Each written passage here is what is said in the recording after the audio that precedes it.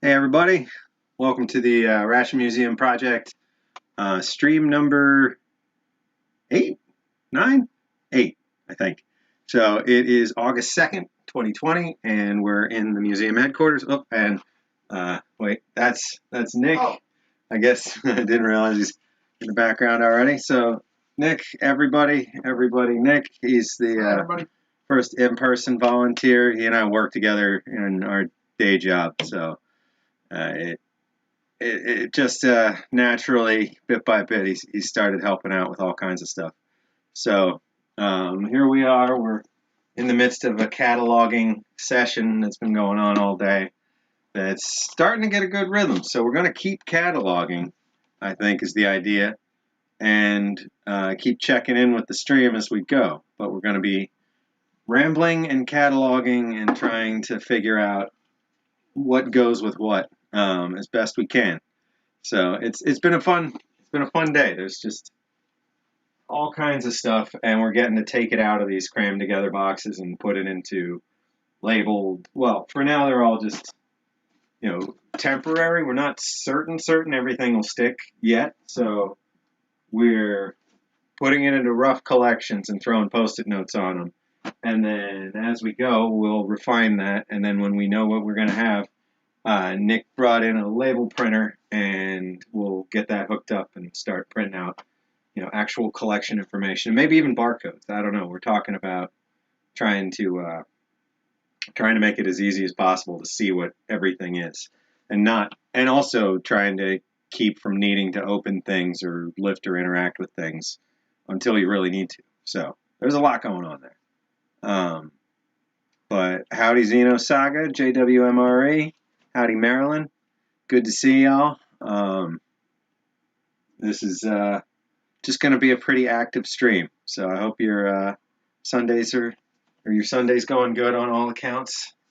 Let me switch over to the. Let's see. We'll switch over to that one. You can see these are just all empty. We started the day off just making boxes. Now we're just going through and starting to combine stuff. So we'll be in and out of here and the other office, which you won't be able to hear me, so one sec.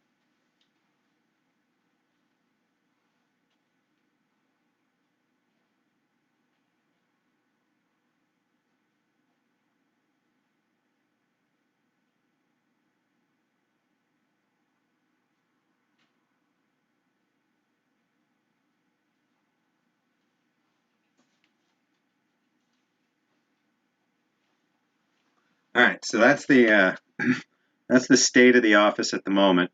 We're pulling everything out and just boxing it, and then we'll get them all up on the shelves on the sides, and there's going to be plenty that doesn't fit. I ordered 4 more industrial shelf setups, and they're each like 400 pounds per shelf, I think is what it ends up at. So they'll all be very sturdy, very separate, nothing pressing down on anything. So this is going to be great. But stick with us. We're just going to see what the heck we come across. So far, it's mostly been LRPs and just random display items and that kind of stuff. So we're going to see what boxes we pull out and get everything rehomed bit by bit. Ooh. The Nuclear Civil Protection Plan for the state of Kentucky. In like 1984-ish, I want to say. Holders of the Kentucky Nuclear Civil Protection Program is the intent. Oh, this is September 1st, 1983.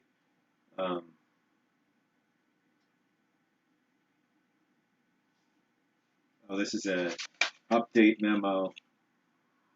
But the whole concept of this was risk area populations, functional agency responsibilities, command and control continuity of state communications, warnings and alerts, readiness systems, public information, the codes essentially to turn on the emergency broadcast station system of the state of Kentucky to take over the KBA FM network, the KET network, the NOA, or the Atmospheric Oceanographic Administration, like broadcast weather network, all that kind of stuff was in this book that used to belong to the governor of Kentucky and made its way into the Ration Museum's collection years ago. So just fun stuff like that. All right, we're gonna go grab some boxes, and then I'll come back and check in on chat again. One minute.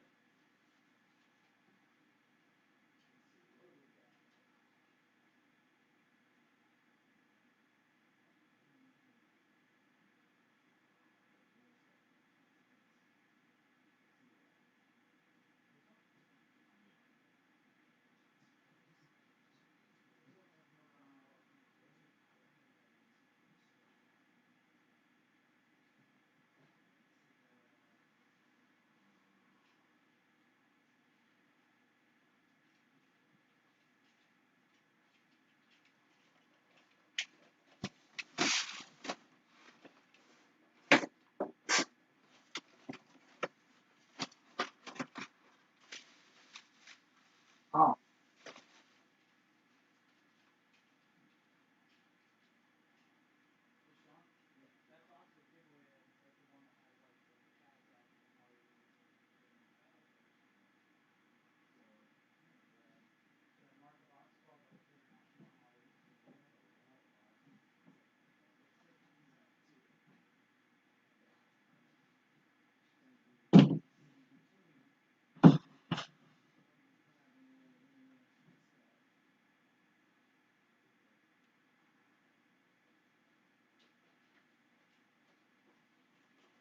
There's all kinds of international random.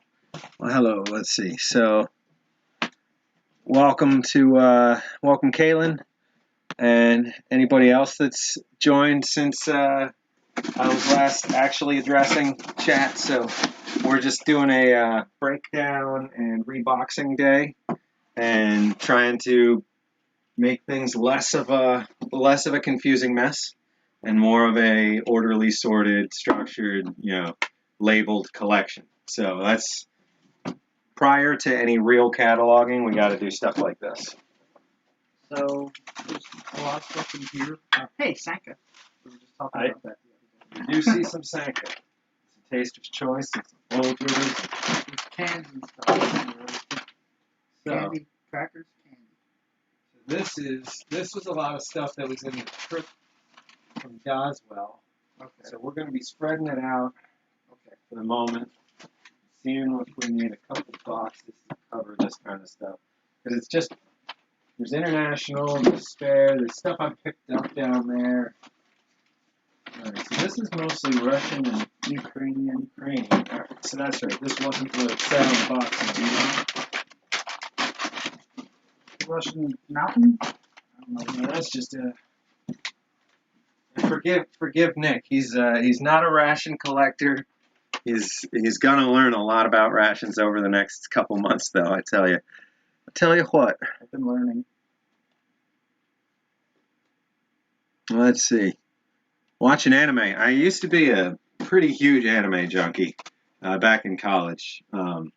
Friends and I used to go to the ration convention. I mean, no, sorry, that's just where my brain goes. The anime convention in Baltimore once a year, the Otakon. We went to that a bunch, but I haven't watched anime in years and years and years. Cowboy Bebop, hands down my favorite. That's all I can remember at the moment, but there was a lot. I always liked spotting rations and stuff in just media in general, and there's a lot of instances of like rations in anime. I know over the years. Oh, hey, Kaylin, that's super awesome of you. Well, we got to make sure we get you a donation receipt, and that it goes into the East-West split collection. We don't have anything like that. I did find a West German one that we'll spot today, or a West German one. It's a metal can somewhere, but definitely don't have that kind, and that's super nice of you. Hey, Smokey, you're making some announcements? I can give you the floor.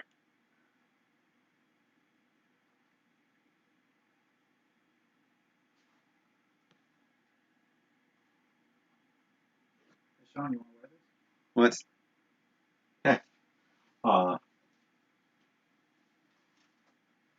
yeah. This is the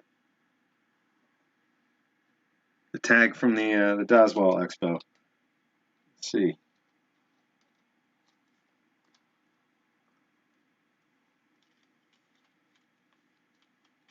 Oh, gotcha. Hey, thanks again for everything. Every time you reach out to folks, you know, it's what keeps. I mean, it's a big part of what's keeping us alive at the get go. I gotta get social media up and running. Gotta start using that ad grant. I mean, granted, it's just indefinite, so it's 300 something a day, every day that we can use if we know what we're doing enough to use it. So that's going to be awesome once we know what we're doing. But yeah, you know, I can tell people like what to expect, and you know, maybe cut some videos that have some highlights from these streams now that there's been a few, and try and figure out, you know, a good way to keep people in the loop and get more folks involved. I mean, well, we're going to have the fundraisers starting soon and that kind of stuff.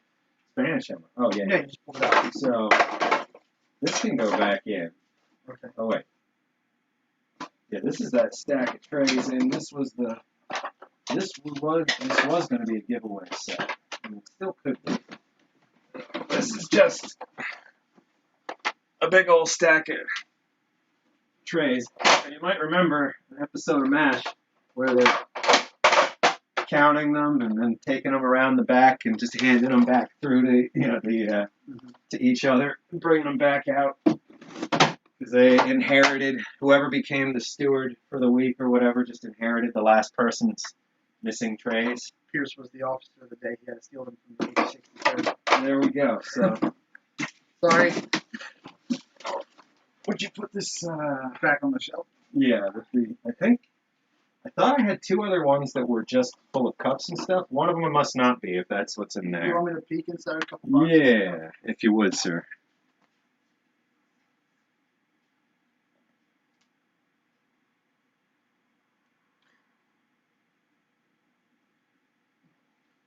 So, just checking in. If anybody spots anything they want me to stop and put more attention on, by all means. Let me see. We'll tilt this down just a little. Sean? Yeah. This one's got holes and cups And in it. No food. got it. Was there another one right next to that? Let me see. Let me see.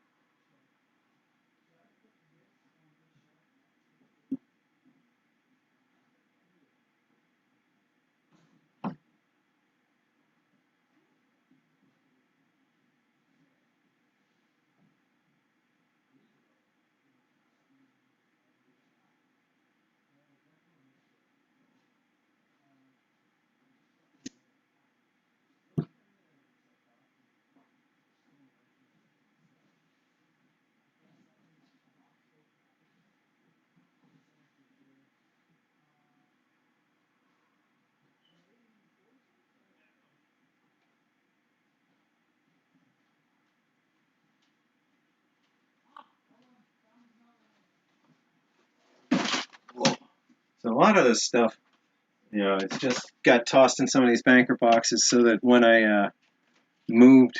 Hey, Sean. Yeah. That empty banker box right there. I have in my way. This one's got Russian stuff in it. Gotcha. So that they weren't, you know, getting shoved back into smaller boxes or into into bigger boxes altogether.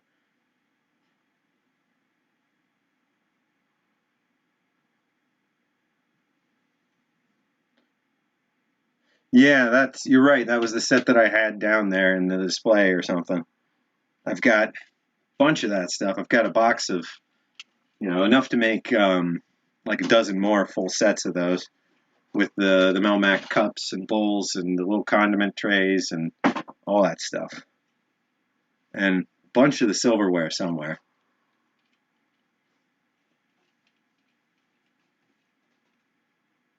Ooh, PA Defense Logistics Agency office.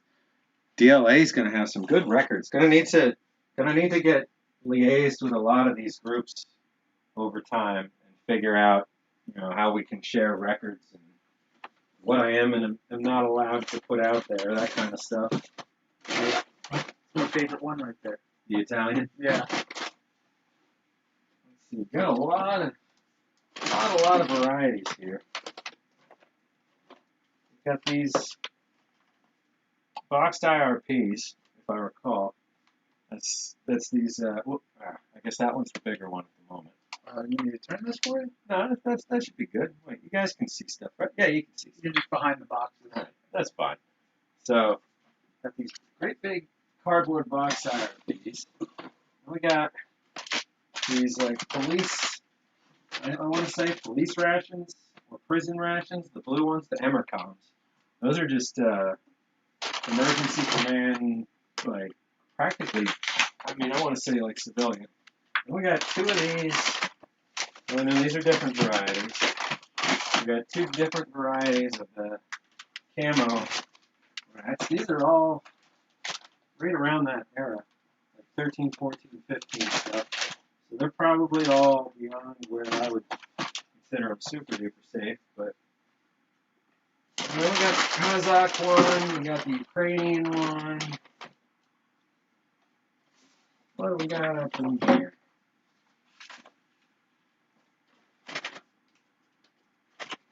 Okay, we got some mix of Canadian, Lithuanian, Polish. These are ones we've looked at on stream and reboxed so as not to be too rough on them. Let's see.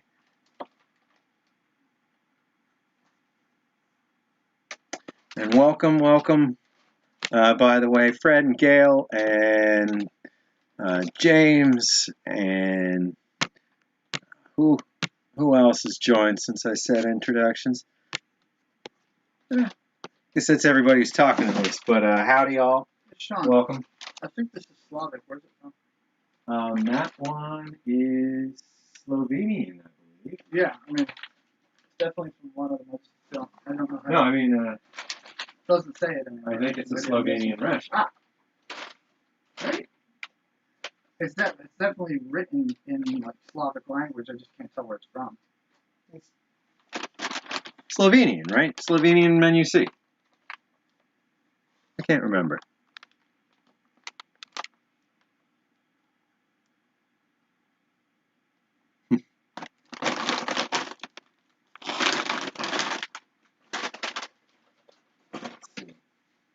We got Slovenian, and then we got Lithuanian, and we got Polish.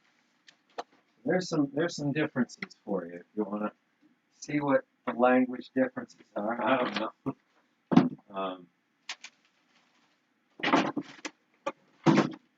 What was this box? That was something you were working on before it came out. Oh, that's the. We can show that. I mean, we can show all this stuff, but this is. Bring this over here. All right. So it's not zoomed in or anything, right? Yeah.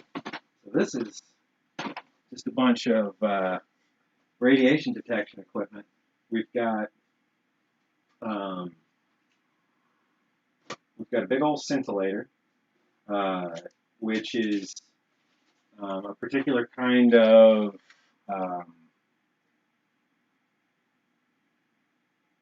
they're all kind of like a CRT tube, but just slightly different. There's like the Geiger-Muller tube, the scintillator tube, the Radiac tube are all different versions of the same kind of concept that are looking for particles, banging into the tube and setting off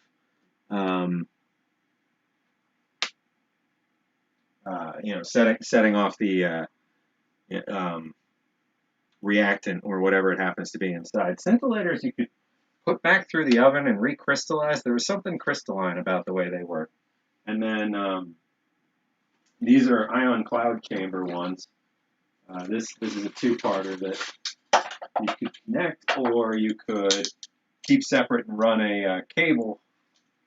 This cable from this point to this point, and put it outside like the front door, and keep an eye on your ground level radiation while you're staying underground in your shelter. Then we got a regular Geiger counter. We got a old school Geiger. This one's a Jordan. Most of the other ones are Victorines. So Victorine had a very specific kind of look and feel to all their stuff, and it didn't change much over the years. It was very mechanical, and I love them. I love them. But this, as you can kind of tell, is a lot of the inspiration for equipment in the Fallout game series came from the Victorine and Jordan handheld radiation detection equipment and that kind of stuff.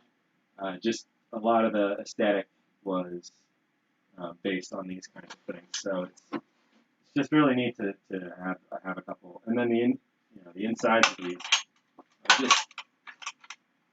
are just awesome in terms of like the way they have everything broken up into segments and calibrated and encased, and et cetera, et cetera. But and they all have a very interesting electronics kind of smell to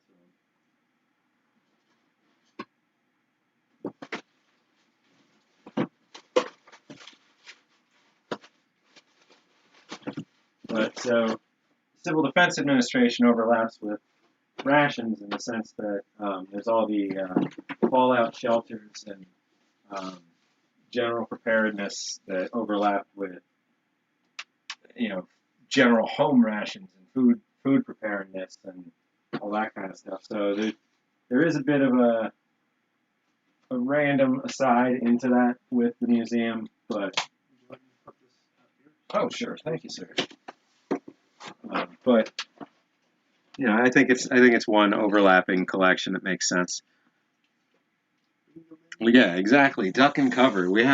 So when I would do these events years ago, before the museum, I would just have trays and trays of the UGRs because there was this place in Idaho that I could go and I could pick up the trays for $6 a piece, and so I would go get 20 of them, and then I'd have, there'd be these festivals or gatherings or whatnot in Montana or in the Northwest, and I'd show up and I'd set out a bunch of crock pots and I'd fire up a projector and show civil defense films and hand out army chow, and people loved it. So gave away something like 2,500 meals doing that over the years, and it was all fresh UGRs at the time, so they were all within like a year or 2 years.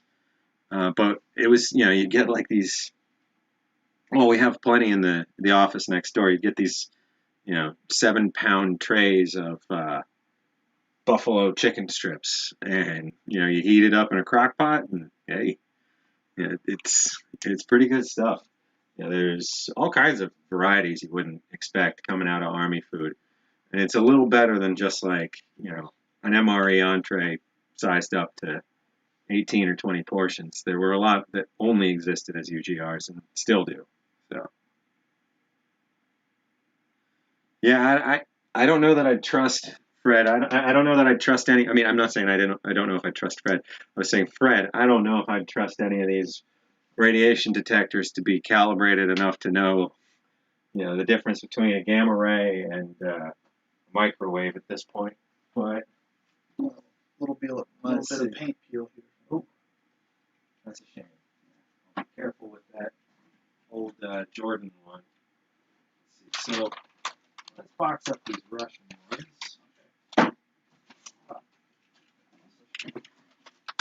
There's fresh box. All right.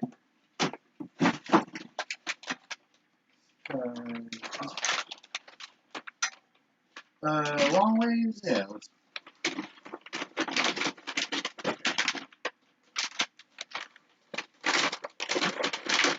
Yep.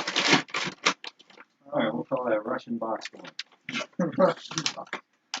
don't need to put anything under heavy pressure.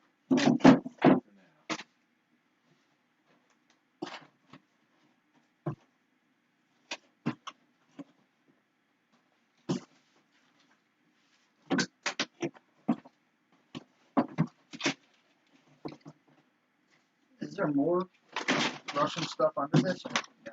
I don't know. I didn't go through We'll that. see if we find more Russian stuff. Farther down. Kazakh one doesn't count, right? It's in Russian. It's not the same. I don't know if I'll do former block as box or not yet. Let's see. We got a lot of miscellaneous. I'm noticing a bunch of Korean, so I kind of wanted to separate the Korean stuff. We got Canadian here. I know we've run into more Canadian. I think this is more Korean. Canadian. There's also Canadian. Korean, that's definitely Korean. Let's see. So that's the These are little ROK, I think.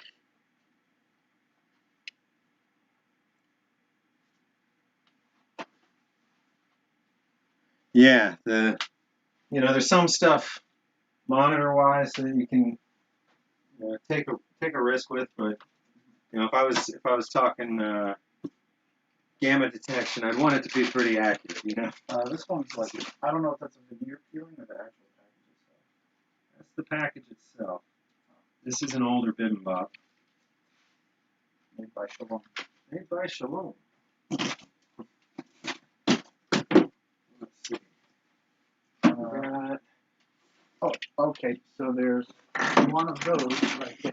All right, we got more French.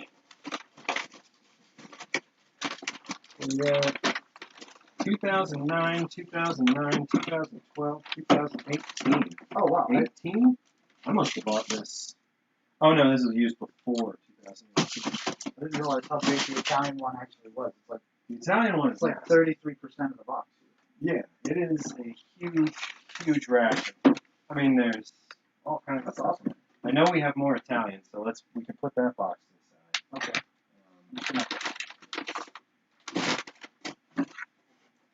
Okay. French. We might not have more French, but we can put the Germans in with the French just because since we have the opportunity.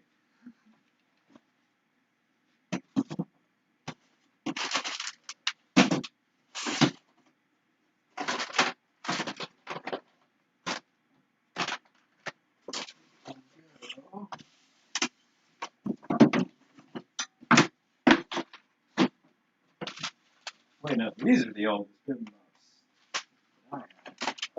There's a set of spoons. They came out of that Definitely want to get their spoons. This can go in the LRP collection box. I think there's also more space for the humanitarian ones in the humanitarian box. Yeah, these. Yeah, let's do that. Okay. And then there's one that says LRP displays. Right here. All right, let's pop this in there and update the label. Yeah, okay. You can pop that back up there and then.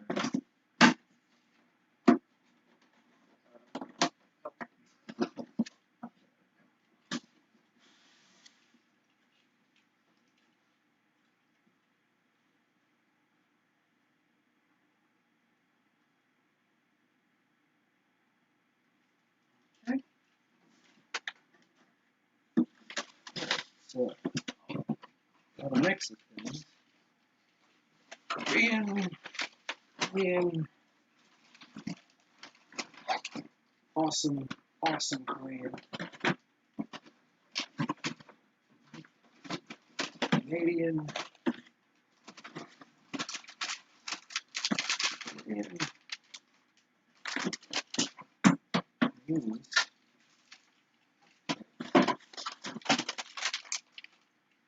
Korean, Chinese. Korean hardtack? That's pretty cool.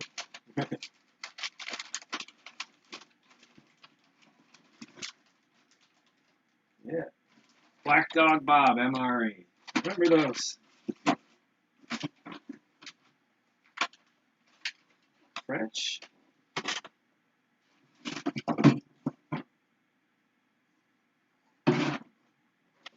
Spanish.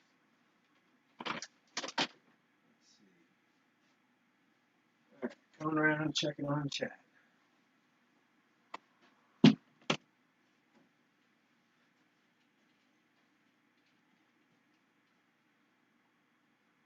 Yeah, yeah.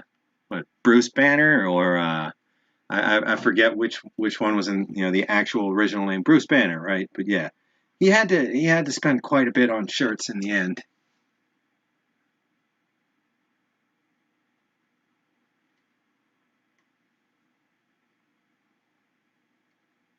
Double of any 80s IMPs. So I've got. This is looking pretty rough. Huh? Are these like Japanese biscuits? They're Chinese, essentially hardtack. Oh. Survival emergency food. So I've got this 90s one. These are some of the oldest IMPs I think I have. I want to say this is early 90s. The vertical box. I don't know if I have any 1980s other than some of the older, smaller ones, which I want to find and get in here. So we've got, a couple. I've just got this breakfast, lunch, dinner set of the early 90s stuff. And then, examples from later. In the early 2000s, another breakfast, lunch, dinner. This is late 90s white bag. This one right here is meal light combat. So that's like meat sticks and that kind of stuff. But somewhere, Bob doesn't have any of his black dog. Well, the museum does, and that's the one in the museum's collection. So it's part of history. I think I might have a second one. If I do, I'll have an open and a closed one at some point in the civilian rations display. But yeah, I thought it was a cool one. I really like that whole series. I like the bread in it and that kind of stuff. Hey, this is what I was talking about. Let's see.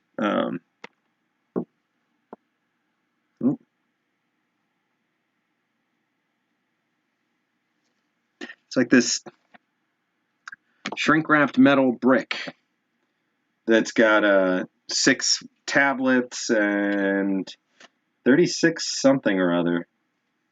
Half an E portion. I don't. It's this. This is the emergency tablet ration. I want to say.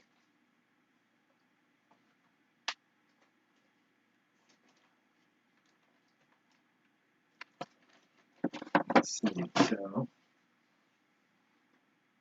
Okay, so this is what I was talking about. These are some of the other ones. These are wait. No worries. These are some of the only 80s, or I think the only 80s ones I have. Steve donated one, if not two. I'm pretty sure the 2 I had together were both from Steve. And then I have, I think, 3 more of these. Well, no, this is an empty packet I've got. This one's an actual full maritime ration. And then there's 2 more, one open, one closed, maritime. And then there's another one that I've got. I want to say it's high altitude or something, but we want to find them and get them with the other Canadians. Is maritime different from naval? Or is that how they refer to Navy in Canadian ration force? Yeah, I think that would be like a use for naval forces kind of ration. Well, that shouldn't be in there. This can start being a civilian collection, maybe. Okay. I don't know. We'll figure that out. All the Canadian stuff's part of this one. So, we got Australian, South African, Looks like another Spanish. Dutch. Or no, I mean Danish. Wait, I mean no, Dutch. I mean Dutch.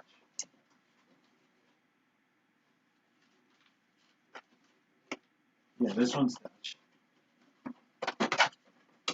We got kind of a mix. This is not the Spanish one, but it's a little faded.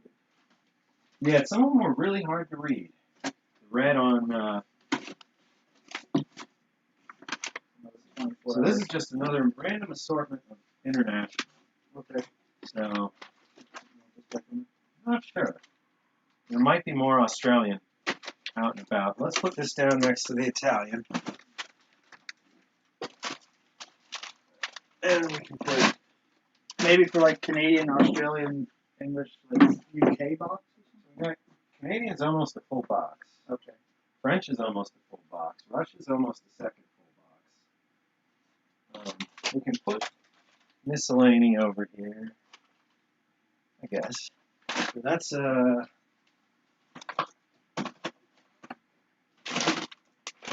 Norwegian. I thought you had a Ukrainian one. Right. Oh, that's the Ukrainian. These two were just on the table. Yeah, those are the extras that didn't fit. Oh, hey, K-Man. How's it going? Welcome to a sorting night. We're just digging in because now we got a space to be able to do this, to just break everything out and start putting, like with like and labeling and having some idea of what's in the collection. So,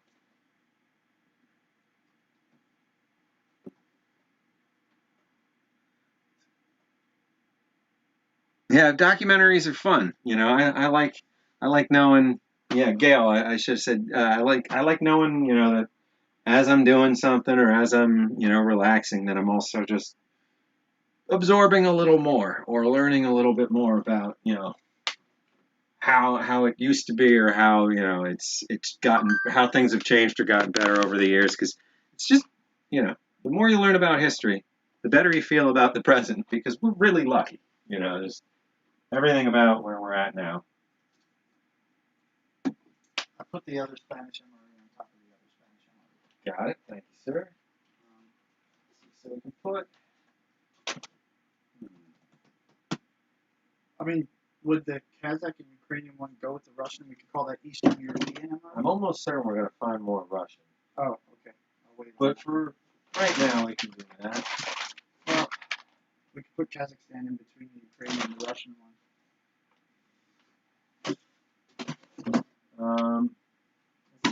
Let's see if we can find some more international. Oh, this is open.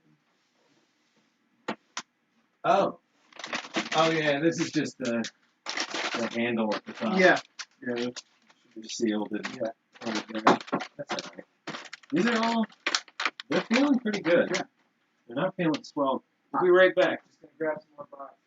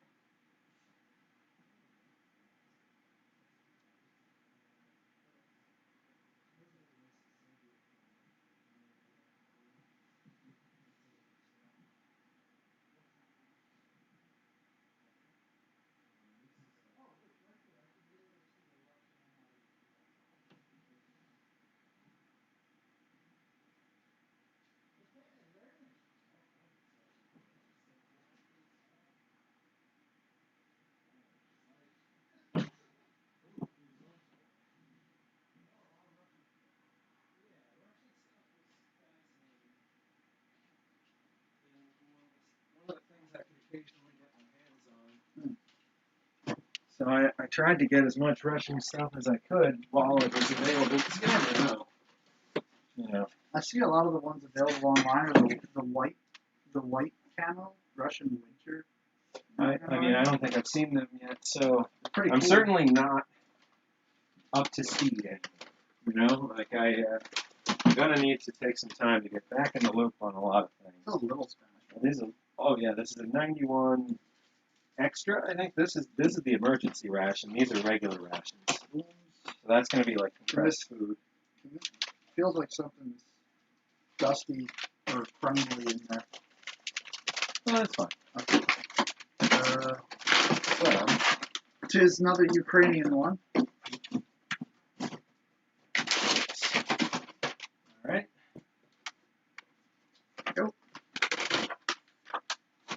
I want to say Chinese because it looks like it goes with it. Yeah, so it gets kind of hard to tell. Well, the color. Yeah, that's definitely Chinese. I think just knowing some written Japanese makes that a little easier for me to spot, but you can tell with the Korean. Oh, here's that Canadian hair packet. Like the Korean language has a lot of circles and squares in it. It's just straight characters.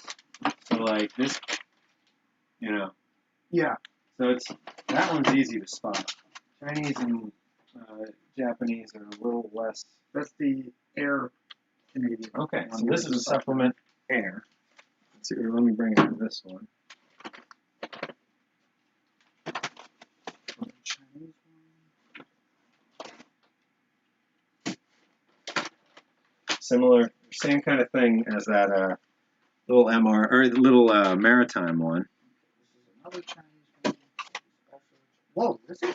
Yeah, I mean, you're right, James. You're part of the this thing's going. This thing's going. I'm just, it's going to be hard for me to hide excitement at any given point. This looks awesome. This is definitely Chinese. Chinese Navy. Awesome. Oh, okay, that makes sense. I think. And I was just seeing one of you guys just did a review on these Chinese Navy, but you got it looked like a brand new one that looked pretty much the same as this, and that's like 12 years old. I'm gonna put this all together. This is all Chinese, like literally what I have right now. Okay. So we'll keep all the Chinese stuff in that one, and you found the other Chinese pieces that were these amongst. are all Chinese. This is Japanese. Are you sure? Yep. 100% certain. This is kind of dark. I can't this see. is a JDF. Oh, okay. This is a Japanese Defense Force. That's So, Korean. This is. Sorry. No worries Black at all. letters are No kind of worries hard at to all. It's it's something you just. I noticed the Chinese pick ones up. have all these big numbers right before the. Yeah, they're Type 9s, Type 13s, Yeah. Type 6s. At first, I thought those were like production years, and then stuff stopped making sense. Mm. Let's see what. No more Russian. Another one of these. Early. Should I see what else is on the shelf in terms of sorting and filling boxes, or? Sure. What? Oh wait. What is this? Here we go. Russian. And Korean. And Kazakh. Oh, okay.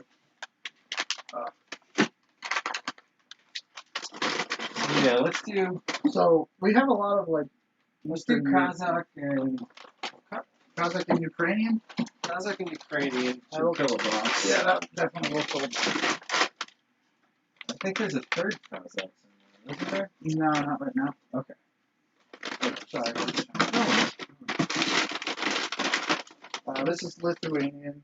That one is Polish, and that's Slovenian. Should I leave this one here since there's room on the top, or do you want it on the shelf? Do you think we're going to find another Kazakh? I mean, there's not that many boxes on the shelf right now. Is this Russian or is this Kazakh? No, this is Russian. The hole in it.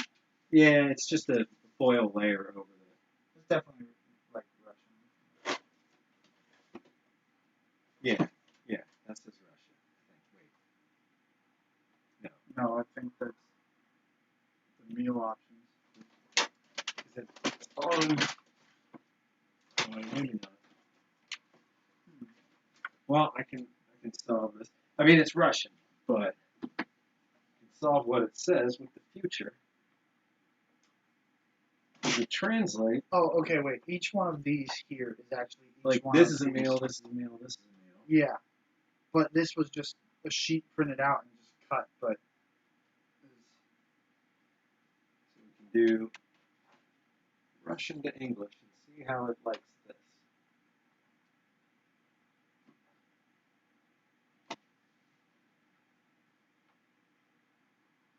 Supper.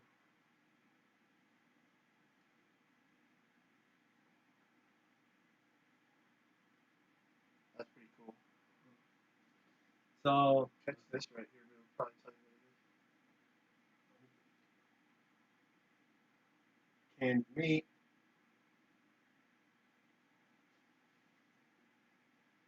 Some kind of wheat.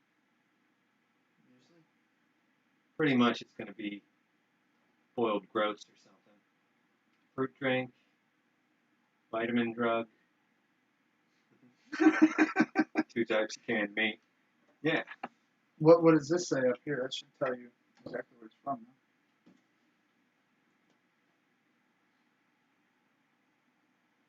That's the maker. Nabir Dry Products. Nabir. I'm pretty sure Nabir's. Yeah. Let's see.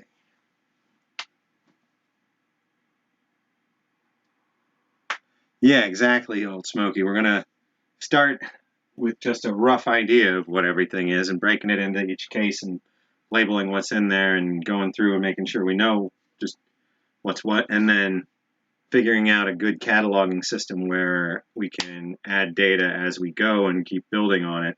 And I want to maybe, I've been kicking around an idea about making an app that would tie into our database and let people submit things that would go through museum staff, approval in terms of letting people contribute or asking and being super glad that if people would consider contributing, like looking up information about the makers of certain things, or trying to track down companies, or all kinds of stuff to help fill the database with information over time. But what's in which one? Sorry, I wasn't looking at the chat at the time. What's in that tray? That's gonna have like boiled groats and fat and heavy hardtack crackers. I want to say that's in early 2000s, or I want to say that one's in early 2000s, like 06 or something. Or the green tray with the handle. Let's see, where was that? Oh. I know what you're talking about. Russian mountain ration and the green tray with the handle. We have an empty one of those for sure. Hopefully a full one too. Let me see. We got at least one more big box.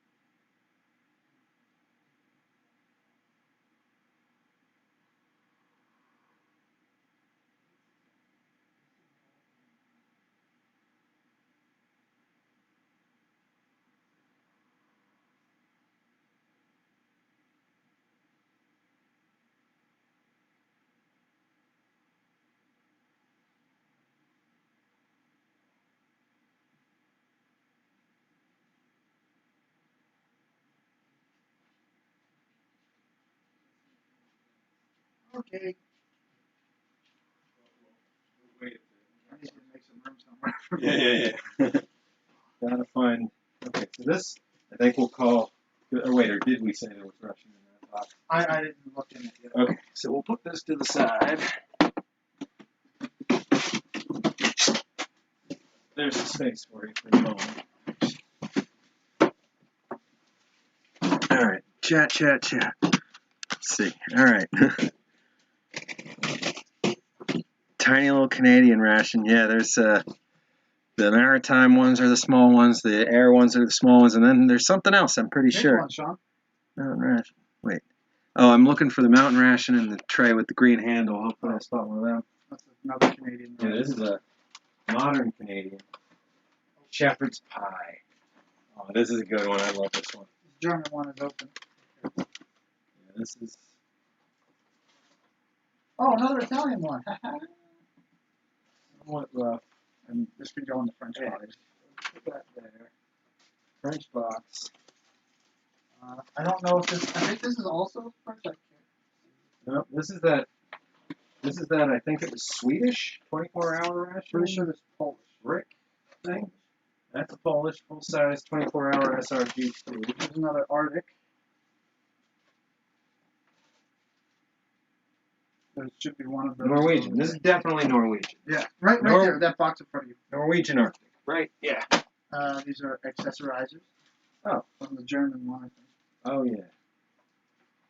I think I was just being safe by taking these out. Maybe. So I'll put these with the other German stuff. All right. So we got. I would say Eastern, or just Ukraine and Kazakh, I guess. Oh, I'm not going to know how to spell Kazakhstan. Just put Kazakh. Yeah. Well, where does the H go? What is an H? I think Kazakhstan goes after the K. We got options in here. We'll see what we got in here. Oh, sorry. What's that? Uno Mas, this looks like a 24-hour ration, but That's a Dutch Arctic. But I noticed we had one more that was somewhere over here. What's up with that? Where?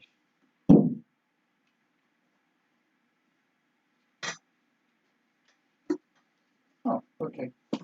I'm just going to put KAZ times 2. Oh, wow, okay. These are little modular ones. I thought they were as deep as the box was.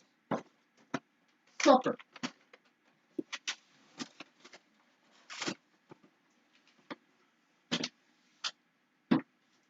Quite the heap over here. Yeah. We got everything that we've boxed and labeled in terms of having some idea of what's what. Let's see. Why do I keep typing that? All right. There we go.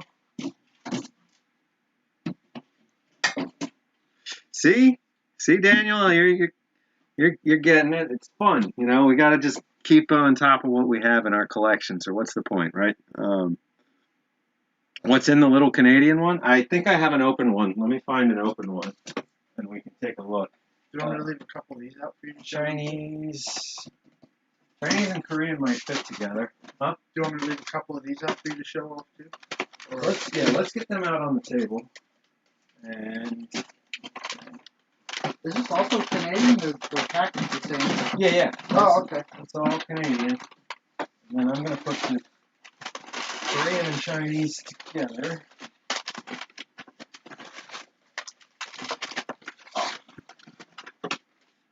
Some of these classic 90s and late 80s ROK ones. These are, you have other ones like this somewhere. I just don't know where you put them. Yeah, just right out on the table for the moment is okay. I think the Canadian box over here is going to be pretty much at maximum. Well, this all is going to make its own. Yeah. So we might want to mix some of these back into each other. Oh, okay. This is Danish, British, German. There's a German one right here under. Can't forget we got all these lovely chairs. I like to think them as rolling boxing tables. Exactly. Fridge over here. That's all those. I'm not sure we'll run into many more of these, so I'm gonna put this. Can these go in a box sideways like this, or is that a no-no? Hmm? Can these go in sideways like this? Up is better. Okay. There's a little, not wide enough. Let's see what we got. We got. Oh, there's more on the table there. I was just grabbing the bottom. That's a carbonara? No freaking way.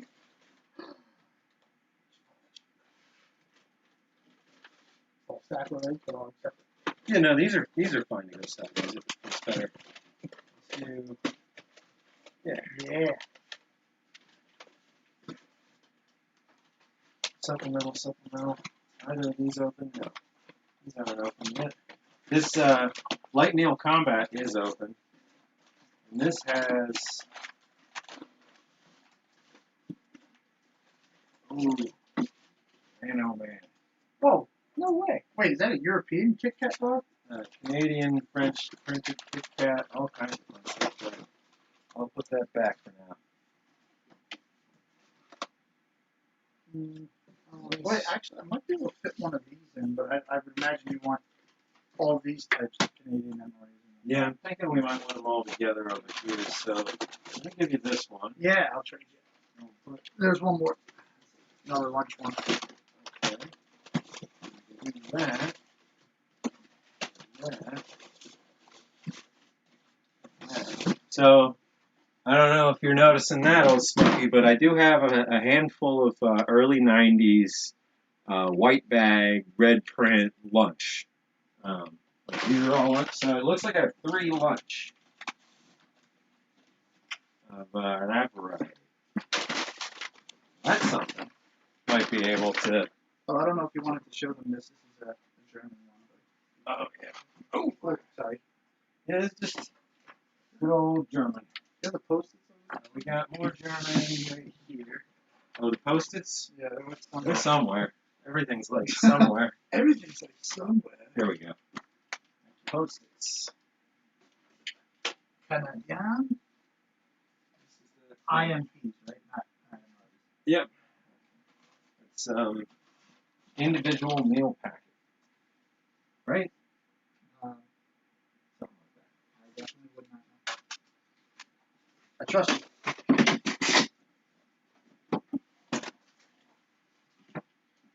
Stole my lid.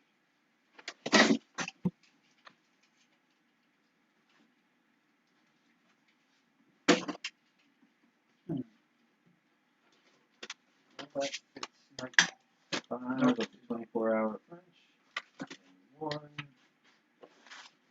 of the emergency.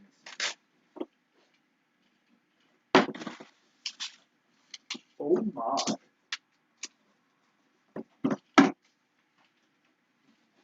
Well, thank you. Let's see. So, hey, Dub C, Easy Money, and official howdy, Daniel. I know I commented on something you said earlier. Oh, hey, Wes.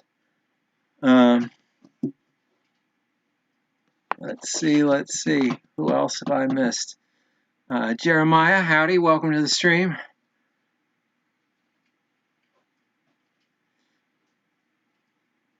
Seen the new Canadian IMP?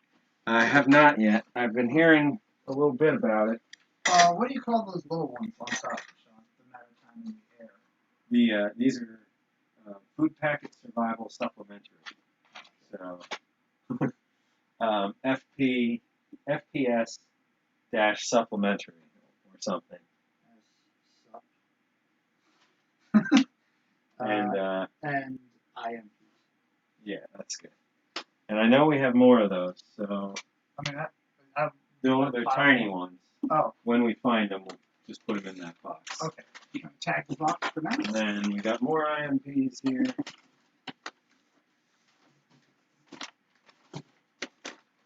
This is one I was looking for a couple weeks ago.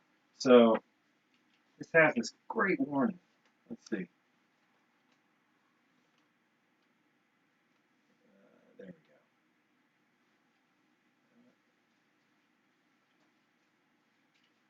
So essentially it's saying, look, it looks like there's glass in your food. Don't worry about it. There's no glass in your food. Oh. If you're really worried about it, just don't eat it, all right? You know, there's no glass in your food. And There's no glass in your food, eh? so there was sugar that was crystallizing in the chocolate dessert in those rations, and people were getting really concerned that there had been some quality control problem, and you know that they were eating broken glass because it got really you know, like shards of sugar. But yeah, it's just sugar. Oh, here are those spoons I was looking for. They go with the older bib and bops. Oh, I tagged that box already if you want me to put it out here. Excellent. Let's start a new stack with that. I did. Okay. That's a heavy one. That's a heavy one. But that's the nice thing about these boxes. You're putting all the weight on these corners, and they take a lot. So we're not putting the weight on the contents. Nothing should be up against the top. Should we have a box for Eastern European? Yeah. And this Russian... Is this all German in here? No, that's a mix right now. There's, Okay. I want to say Swedish, German, Danish. That's all Russian? This is all Russian. This is Russian box 2. I thought we had a Russian box 2 already. We had Russian. I had box. Russian box 1 out there. Yeah, that's just Russian Oh, box 2 okay. now. I wasn't sure if you'd put Russian box 2 out. Okay. Nope, that's Russian box 2 now. Our naming conventions are so original. Eagle 12, box 2. Eagle 9, box 3. All right. Let's see. Okay. Well, I mean, hopefully, by what you're saying there, Gail, that you have a very well-managed quilt collection, because I want to make this a very well-managed ration collection. Oh, Nick's got a box that we just rediscovered today. Never opened Civil Defense B777-2 kit. So this is a Victorine. Yeah. Put that up here. Victorine full radiation detection kit. Let me see if I can find one of those.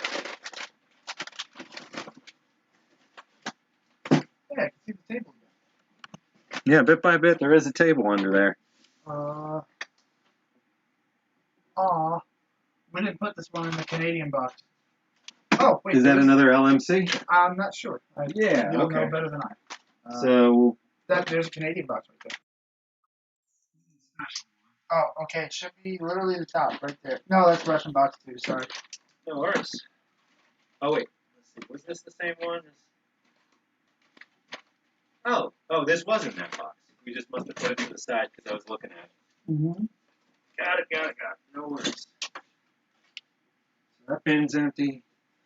well, this is looking good, bit by bit.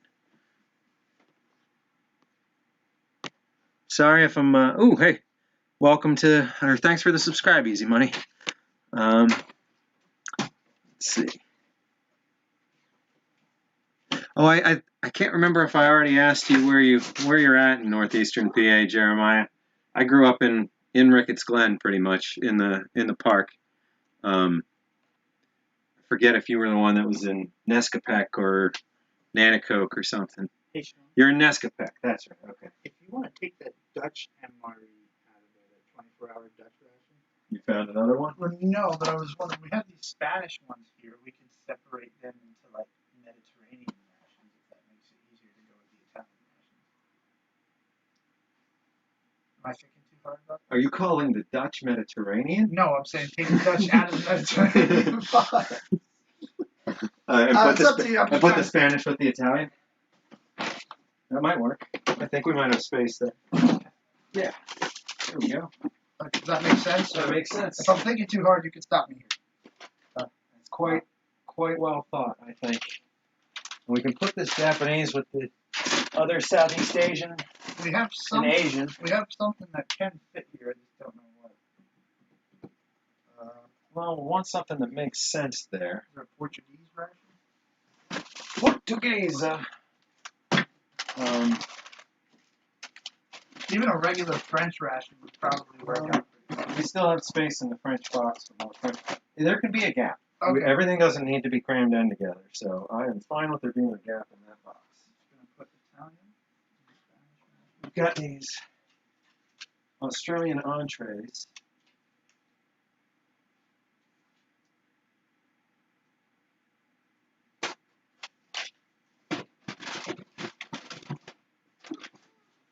Alright. Ooh, good job. Indeed. Ow. Alright, I'm good with calling this a collection as well. These should probably go in something at some point. Yeah, there's more over here. So I have not been able to throw away the outer bag of an MRE that opened well. Oh, okay. Pretty much ever. Usually, what do they like tear down the middle and they're just kind of useless at that point? Well, I mean, it's just I have. You never know. For display purposes, I mean, get them framed, hang them all over the place. You can make stuff out of them. You could, I don't know yet, but I have a lot, so we'll find out. What should I call this? Miscellaneous. Oh, nice. Enjoy. Are you camping or are you just going for a hike? There's I was looking at camping up there later this summer, and it seems like, pretty much if you're not going in the middle of the week, too bad. Like you're not going to find a spot in Ricketts Glen. Chinese, Japanese, and Korean MREs? Yep. Okay.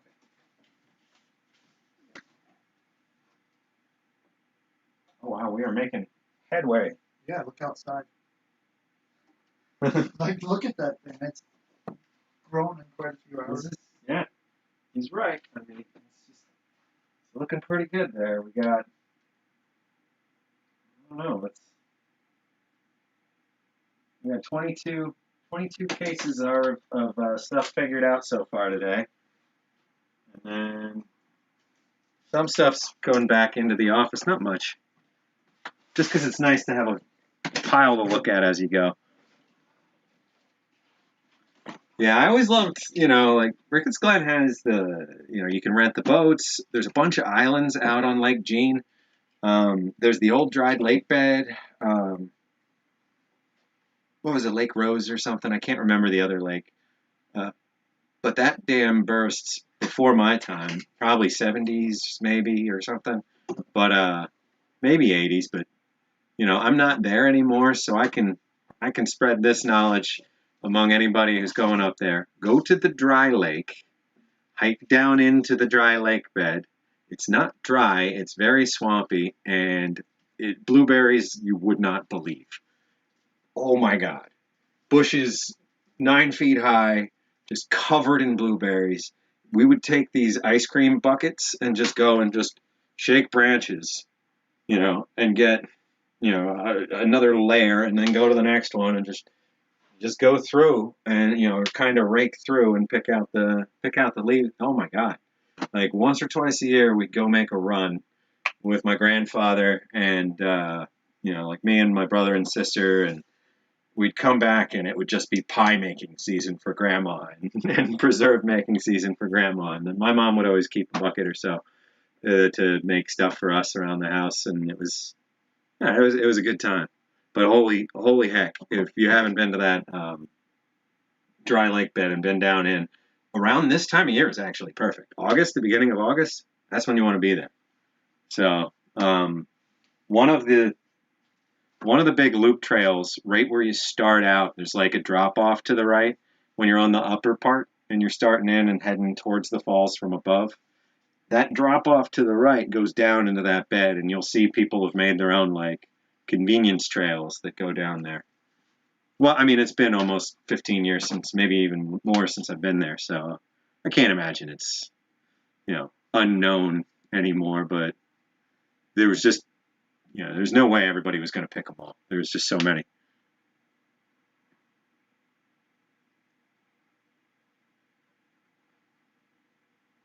Lake Caria, I just heard that. Somebody else had mentioned. No, wait, maybe it was you. Maybe you were mentioning it, Kaylin.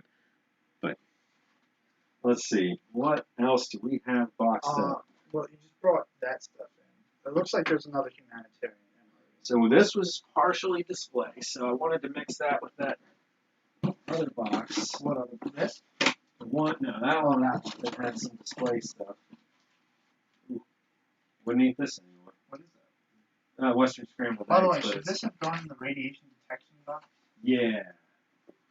You can stick it through the hole in the Yeah. front, probably. Radiation detection equipment. And that's a sample of Trinitite. Ooh. And here's a Rafco freeze dry that was cut open when I did a display very early on. And didn't quite know what I had there. This is. So I this was one- gonna bring it over. This one's just been used for display for years. But, you know, honestly, that's how it's going to stay.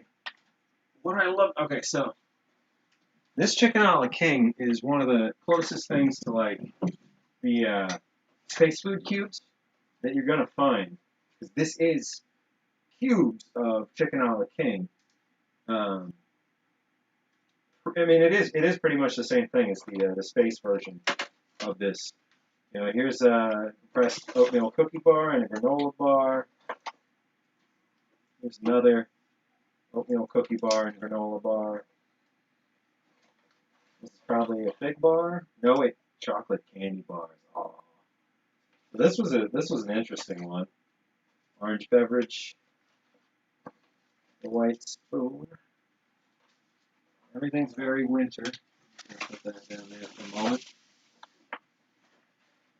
And then you got your fig bars. They just always have to toss in the fig bars. Are there like bars of dried fig fruit? Or are they It's a fig Newtons. Ah. And then we got another chocolate covered cookie where there's some delamination going on. Some instant tea. But overall, this one's I'd say in really good shape. It's a Rafco 4B. Doesn't look like well actually, nope, I spoke too soon. I've got its brother right there. There's the 4A. So this is the tape generation. Let me see what era that would be. 1991, I think. There's one in a Ziploc bag right there. 9136. 9136, maybe 1989, maybe.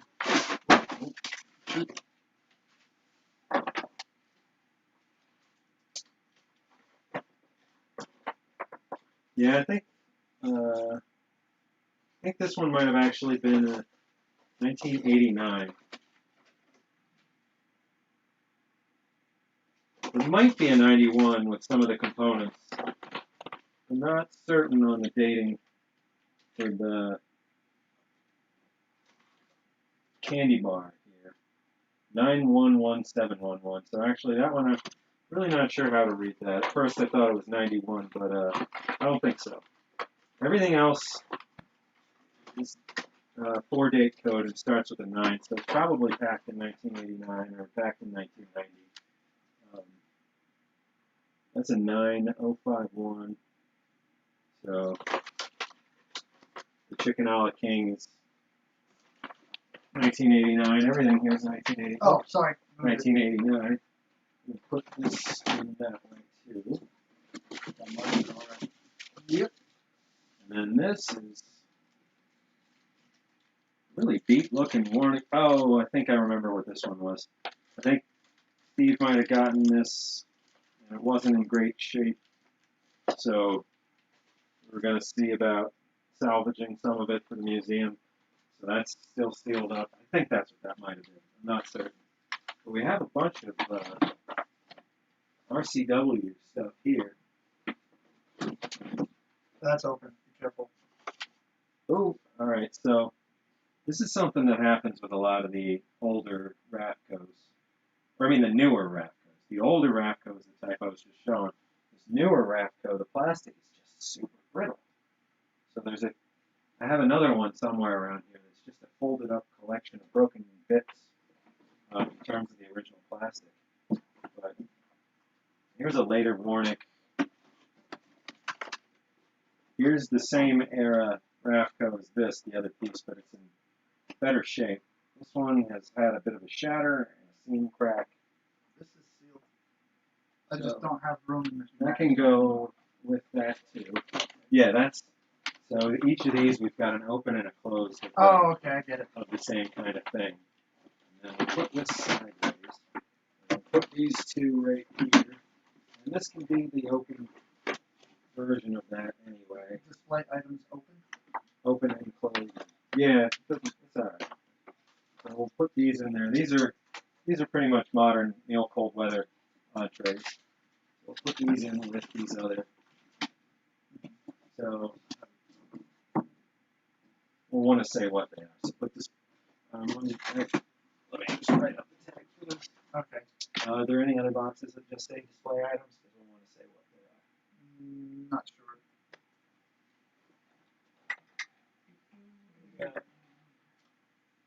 open and closed. HDR. Okay, all the stuff that says display, you've actually tagged it, so we're fine. Okay. Open and closed. Rafco.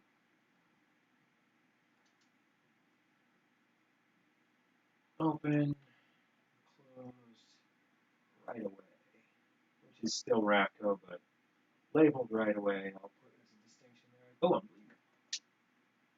Just a little. 3X open, round bag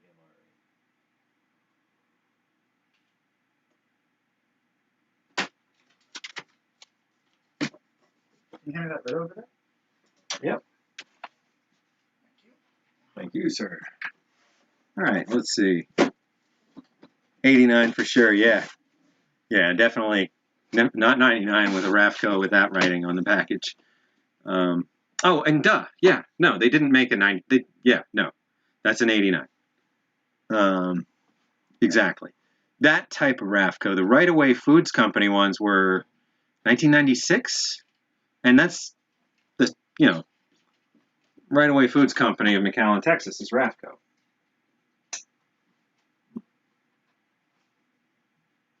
But, yeah, these later ones,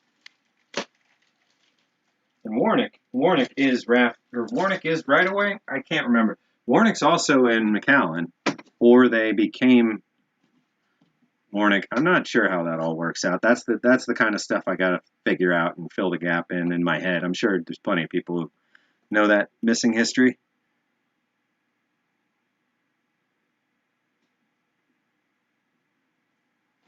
Oh, what'd you have to eat charcoal for? Was it the spaghetti from last night, Smokey?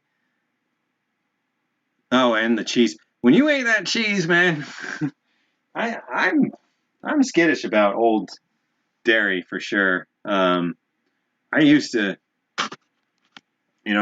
think I was going to eat all kinds of old food, and make these videos of eating old food and stuff. And no, that wasn't me. I kept chickening out way too often. So, that's. I can't trust it. My boss would tell me over and over again, if I missed a week of work because of some stomach bug because I ate something from the 40s, I was fired. Like, period, just fired. So I always had that in the back of my head. But let's see. Yeah, the cheese was a little brown, just saying. But sometimes a little brown's not that bad if it smells. Well, I mean, it's hard to tell with the old cheese, right? It's cheese. It's gonna smell a little funky, even in great shape.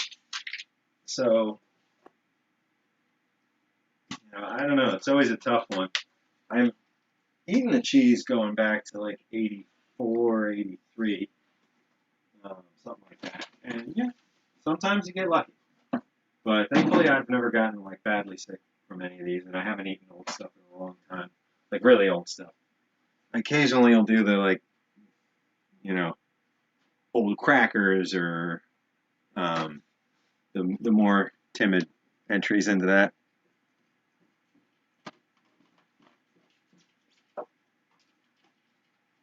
Yeah, the Iron Stomach Award. Oh,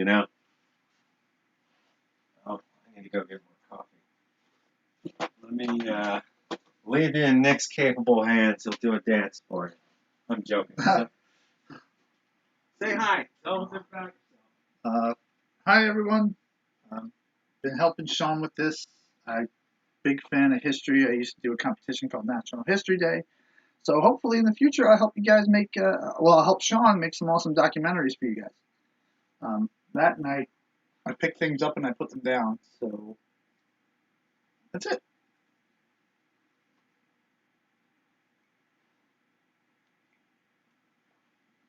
Also, don't tell Sean, but he thinks I make really, really strong coffee.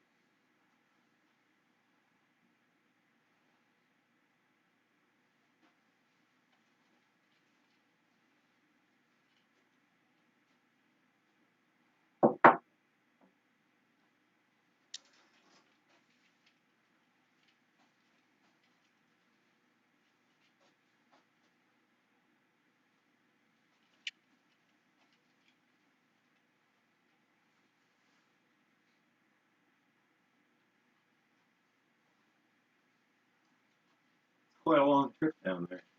Copy off. Yeah, oh, there.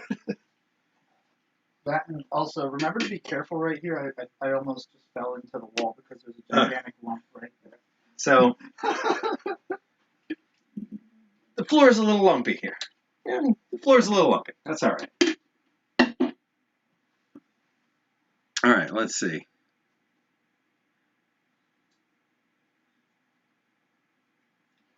I told them I'm hoping to help you put together some nice documentaries in the future on some of this stuff. I really hope we're gonna just start making Like little short ones. Just like 10-minute info-mentries. You know? Yeah, it doesn't. I mean, we're not gonna eat them, but talk about the companies that went in. The companies that were involved in the production of each type of ration, the timing of its production run, the problems it sought to overcome. Do you have dupes that you're okay with breaking down, not breaking the seal on the food items, but actually opening up and spreading out? Well, and that's the hope. That's why everything we need at least 2 of everything, so that we can have one that's sealed and one that's open. But some stuff, it's all going to need to open eventually, because you can't store it as is forever. Well, obviously there's some things that are more valuable than others that you wouldn't want to open anyway. But, for the most part, you can break things down. Well, the nice thing about the museum taking ownership of stuff at some point is that the value will be there for making sure that we will ensure the collection, and the value will be for making sure that in the event of a disaster or something, the museum can show what was damaged, show what its value was, get compensated, and try to find more. Oh, okay. That would be really the reason to have a value associated, because there's not going to be, the museum's not going to sell any of the collection. There will be trade stuff, though. Oh. So there's all kinds of things that we're going to have extras of that, it's going to make sense that other collectors are going to want, and they're going to have things that we need. So we're going to do trading as the museum for sure. And I don't have the trade list at all, so don't ask for that for a while. Let's see, we got Arctics can be a whole box. Let's get one new empty box. Wait, where's that one from? This one? Norwegian. So we could do a Scandinavian box. And we got Dutch, which is not a Scandinavian country. Close enough. It's not America. This is Denmark. Okay. So that is Scandinavian. And we've got other Denmark.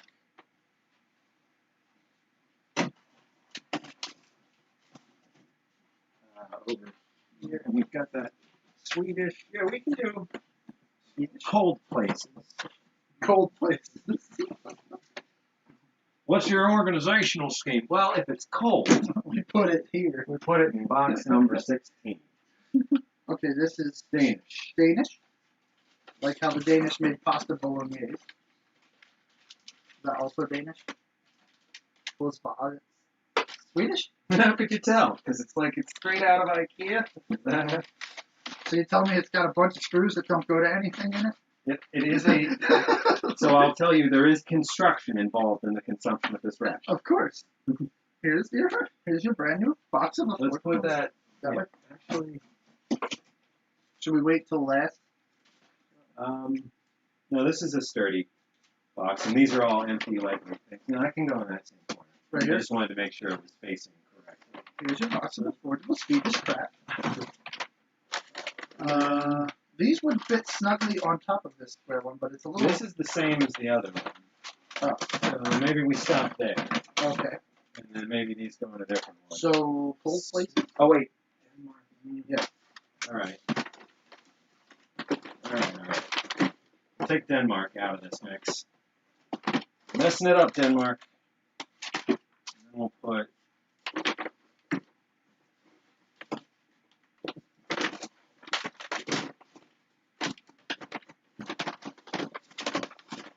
Or should we just refer to these as Northern European now? Like Northern European rations? We got. Dutch is mainland. I mean, Holland. But they're Northern European. whatever. Norwegian, Dutch, and Swedish. So 2x Norwegian Arctic, 2x Dutch. Well, I have to paper right here. 2x.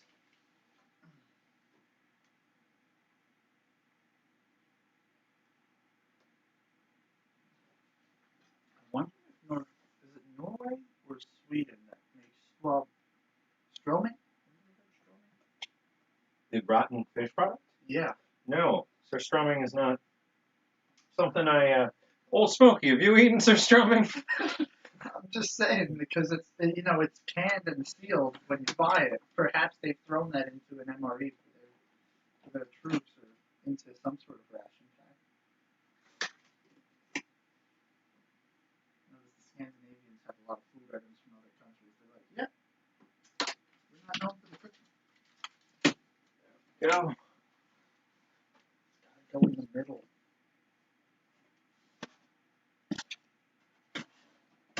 Hey, there's a company around here, Jeremiah. The name of the company is We Pick Things Up and We Put Them Down.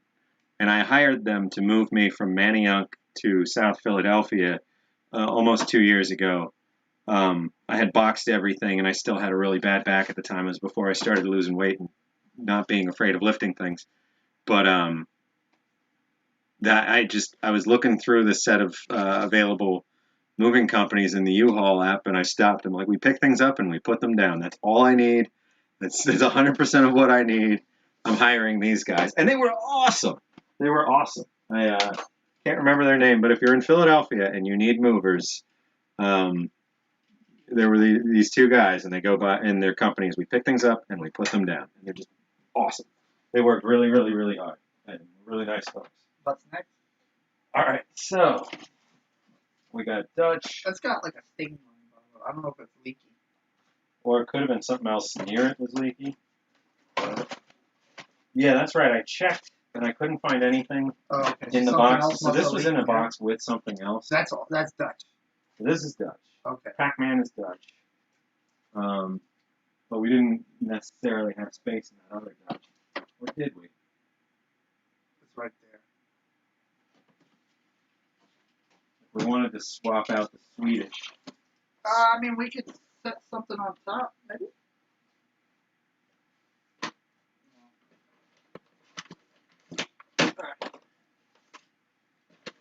This makes more sense. Yeah. Take back the Swedish. Swedish. Oh, oh, where do all these boxes come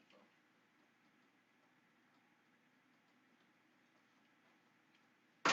There we go. Two men in a truck. Yeah, that's, when a moving company has an honest approach to that, just, that's what we are. We're two guys in a truck. Like, perfect. That's what I need. I need two guys and I need a truck. My buddy's father-in-law. As a company? My buddy's father-in-law owns two men in a Well, truck. I don't know. I'm assuming there's more than one because Kalen's not in Philadelphia. Oh, really? So Is it a franchise? He might have franchised. I would assume I it's know. a common name among moving companies. I know his father-in-law out in Cape May has two men in a truck. So let's see. We've got one of these. I know we have more of this. Talk to me. If this is even what I think it is. Mine brackets. So I I thought this was a oh, South wait a African. sec. These are all what? Danish? Yeah, those two are Swedish. Danish. Could they go with the Germans? There's a German and a British there.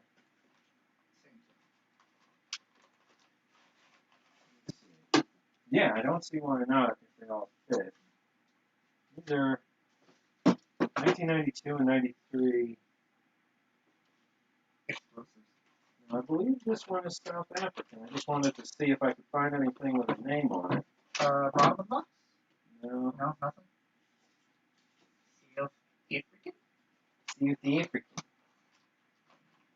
Elon Musk is South African. For the purposes of staying non-political. This is, He's like the only famous one I know. I'm just going to take this whole outer shell back. I'm going to see. So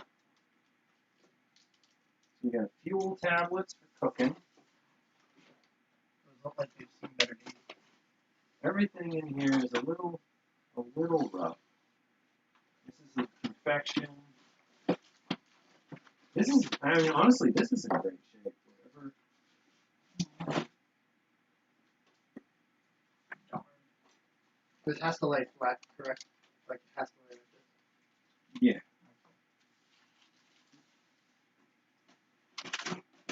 Nothing in here that's got a Sound. You know what's when this making year on it. when this rattles, it sounds like a box with an IKEA bed in it. That's the thing. It's really weird. See? Raisins. Oh, that was close. They're no good, but you know, overall, there's a lot of sugar. There's fuel. German, English. The Arctics are what? Norwegian. This is also Danish. Sorry, almost dropped it. Yeah, that's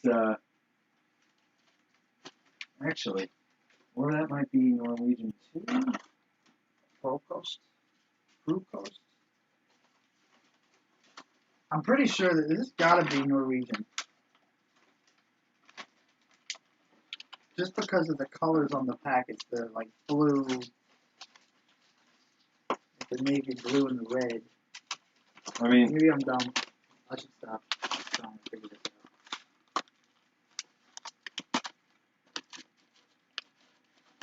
out. What? Jeremiah said there's another one in Bloomsburg called Two Guys in a Truck. Or it's called Two Guys in a Truck, and then James saying his two guys in or two men in a truck is Aaron and George. I think it's common. Well, I think his father-in-law's might actually be called a man in a van. I think the concept is pretty far and wide, you know. Wait, so there's two meals in this, or if you eat the whole thing? Because one has a different caloric density than the top.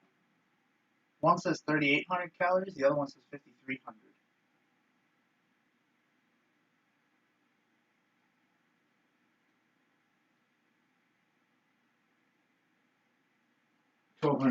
There's 64 calories, but yeah, one's kilojoules. Wait. Oh, Yeah, 5,300 kilojoules. Wait. who measures Yeah, but then that's 3,800 and that's 1,264. I don't know what that is. Yeah, I was gonna say, who measures like satiated output in kilojoules? Not a power plant.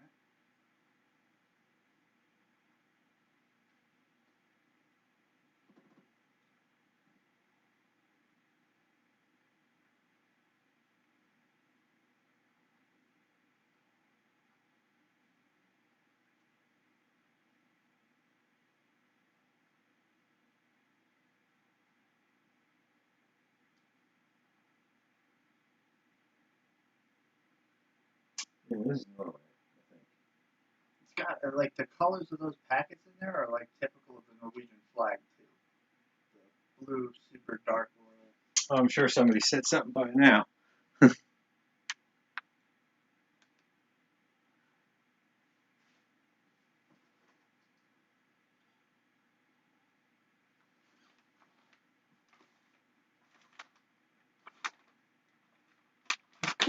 I mean, they're like in the same pack as that Arctic one you just Yeah, it had. looks pretty much the same as the Norwegian Arctic, but I just can't recall if this was a Danish Arctic or a Norwegian Arctic. I think it was distributed for Norway, Denmark, It and might Sweden. be a universal Scandinavian MRE. Well, I think it's Norway, Denmark, and Sweden all shared that one. That's probably what I'm thinking of. Well, yeah, I mean, they share the same alphabet. So, and plus it has the NDKS on it. NKS? On the first column. And The second column says GB in English, so.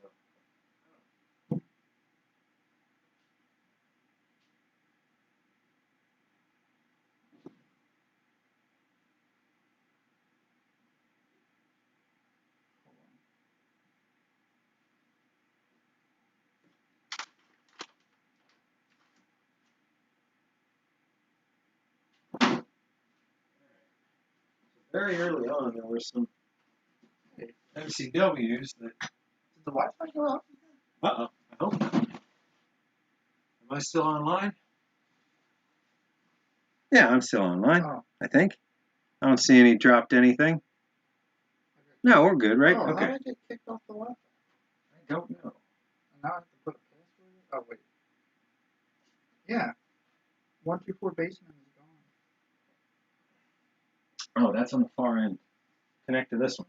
Well, actually, don't. 'Cause I'm Yeah. using. Yeah.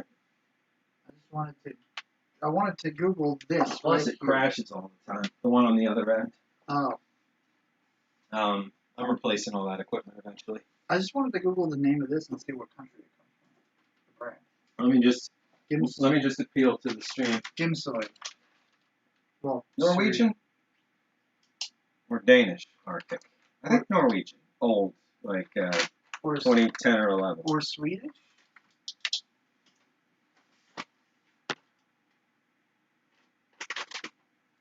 Did we lose chat? Just gonna refresh. No, I don't see any. Okay, no. No disconnects, no lost frames. We're looking fine, I think. Okay. So we've got Australian, South African might go together. What else? What is this like SR? Have you seen this before? At the end, next to GB, next to British. Yeah, it's not German.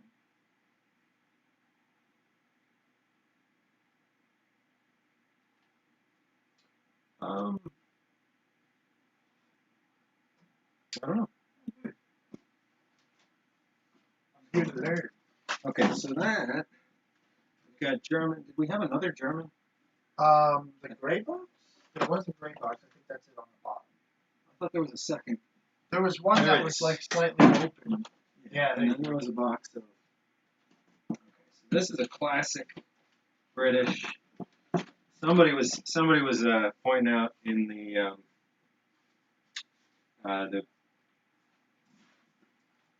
MRE info Slack channel where I posted some pictures of the old collection. This was a bit of a sorry looking early 90s British. And you're right, it's been a little crushed a few times. I want to get the dents out of the box eventually, but it's still all right. It's a 91, I think, or a 93, somewhere in there.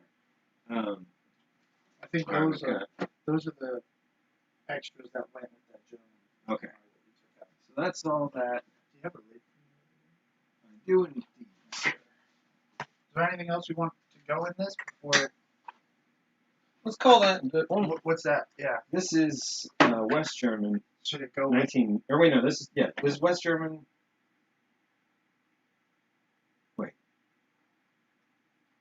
Does it say Westdeutsche on it?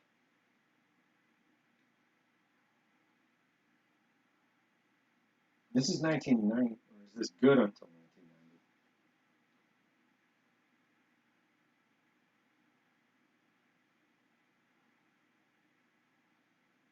Doesn't necessarily. Yeah, this is West German, late 80s.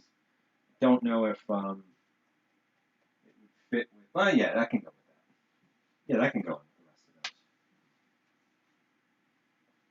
of those. Canadian stuff. Still looking pretty good there. Haven't found anything else there.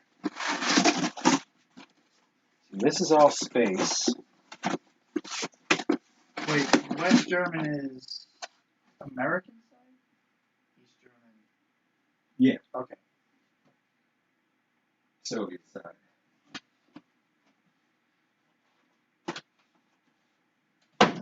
Bulletin.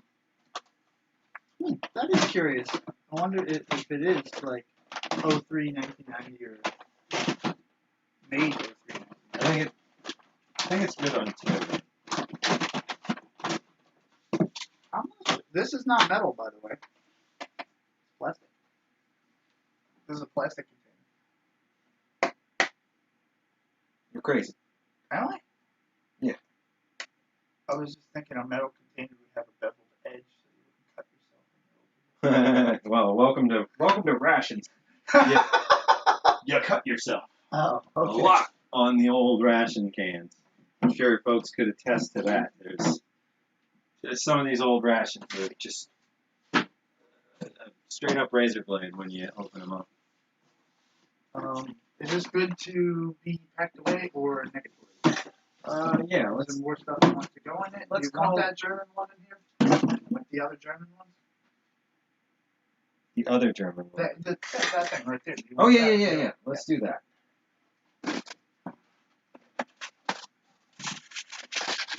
You got all kinds of foam.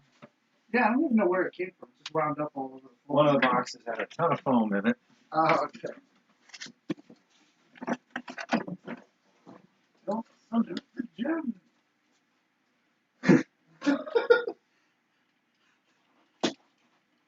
Sorry, it's the Family Brothers, right? Yeah, I was trying to remember who they were yelling at.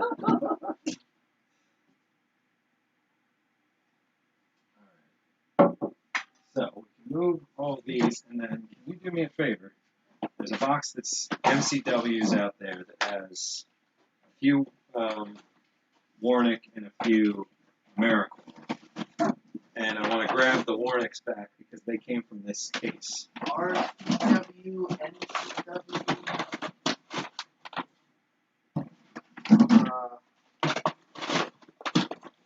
It should be first stack, probably. First Okay, yeah. It's MCW with a mix, Warnick and.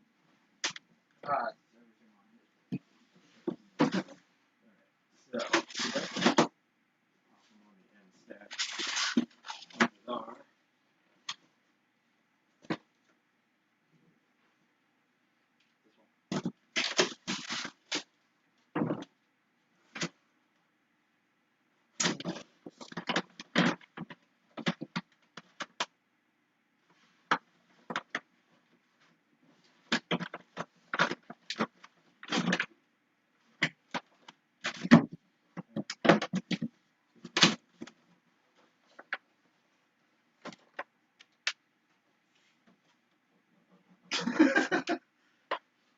Post-its are way easier to cross stuff out on. Wait, what are you?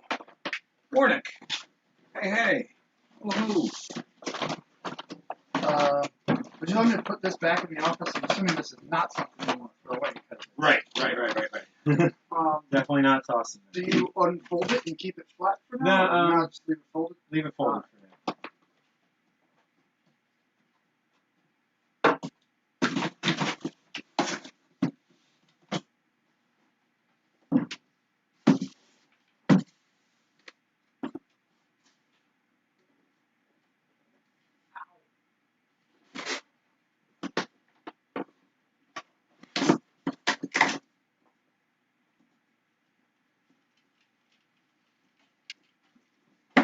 All right. Wow, we used a big chunk of those boxes. Might have to get. Pretty sure we used half of them. Might have to get more. Well, we still have ones in there that are holding stuff that just came over for quick boxing and moving. What are these? These. Those are Australian. Oh, okay. They don't go with this then. Is that a chocolate flavor? Probably paste. Confectionery cream spread. Oh, it's generic Nutella. Got it. Oh, it's almost Actually, the 2 hour mark. We're gonna probably keep going. I mean, don't necessarily have to stop. So Okay, yeah, that's the that's the more one that was. display stuff that I didn't want to fiddle with. Yeah, that was the one that was all explodified. Yeah, super awesome. This was an AmeriCorps one. Look at this one. Just exploded.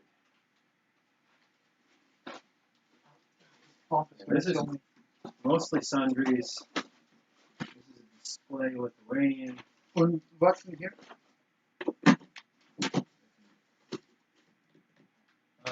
Civilian stuff mostly. Yes. Rolled up power cord? I think so. Yeah, this is a keychain of mine. I left in there long ago. Now it's back. So I need a bag for that. I don't think there's. Actually, I think we have really big Ziploc bags in the forward area or in my office. Oh, yeah. Okay. I just gotta dig them up. Give me a minute. Take your time.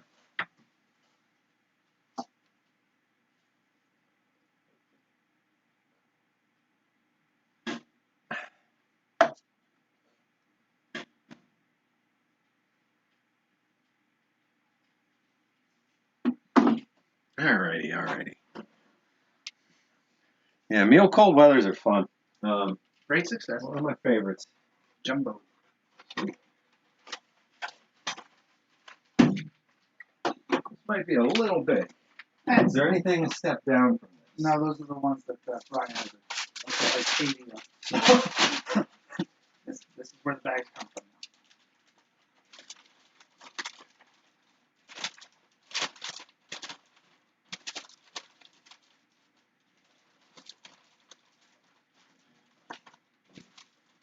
So we got open for display. Open for display. Open for display. What's up with that? Open for display. You want to put that one in a big Ziploc bag as well? Yeah, It's probably. kind of leaky. I need to determine what it is. I'm pretty sure it's South African. Does it have a different language written on it? No. No Afrikaans on it, nothing like that. I just took everything out of it. There's nothing, nothing specifically identifying. What are these? These are Australian patrol ration one-man extras. That's a good call. Stick them together. This is Eastern European. That's Lithuanian. That's another Lithuanian right there. But that's open. So. This is miscellaneous United States, miscellaneous display, miscellaneous Canadian. Let's see what we got down here. This is white. So, I'll move my copy. let's grab another empty box and start moving some of this stuff. Ooh. I was literally just talking about this. Yeah, and we got a whole nother box that we can bring in. That's the huge one right inside on the ground. I'm going to put this down. Oh, I keep forgetting. More chairs. Oh my god, that is like one hefty, like actual steel container. That's awesome. I want like 9 of these. Like I said, you're in luck. It's getting your hands on. Oops, I just gotta wash my hands. I keep cracking my fingers. My cuticles quite a bit. You can get your hands on messages pretty easy.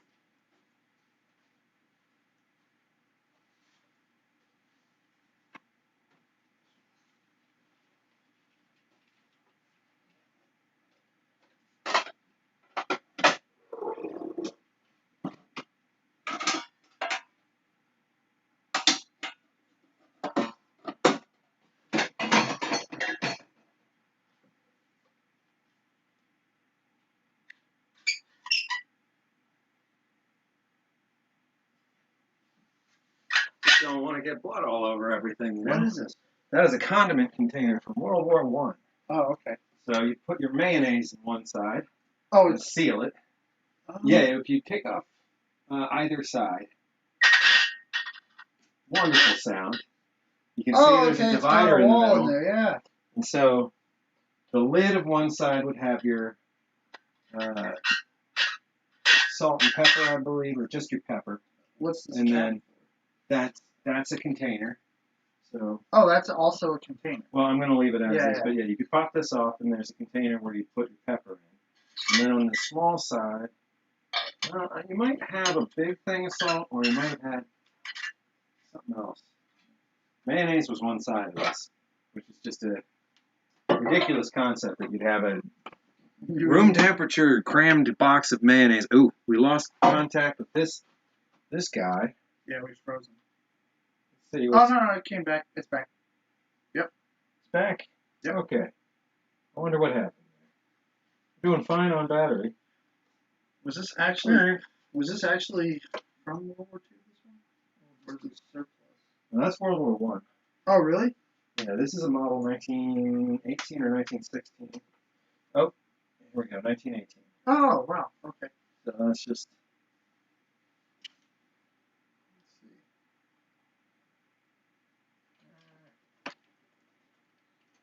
These are World War II, There we go. 1945. One box for that stuff, and then I'll grab the other heavy box. Here's another. Oh, this is World War One as well. Here's This is 1918. a Warnick RCW. Excellent. I think there's a box that makes sense for that. And here's the display versions of a couple things. Whoa, that's pretty cool. These are. Is this cast aluminum? What is it? It looks cast. Yeah. I don't know if aluminum was around during World War One. Yeah. For cast? Well, I don't know. Definitely a cast metal. I know it was still rare as heck in the Civil War. 1918. This is a 1904. Oh. But it's all indicative of what would have been out and around in World War One. Let's toss this box right Yep.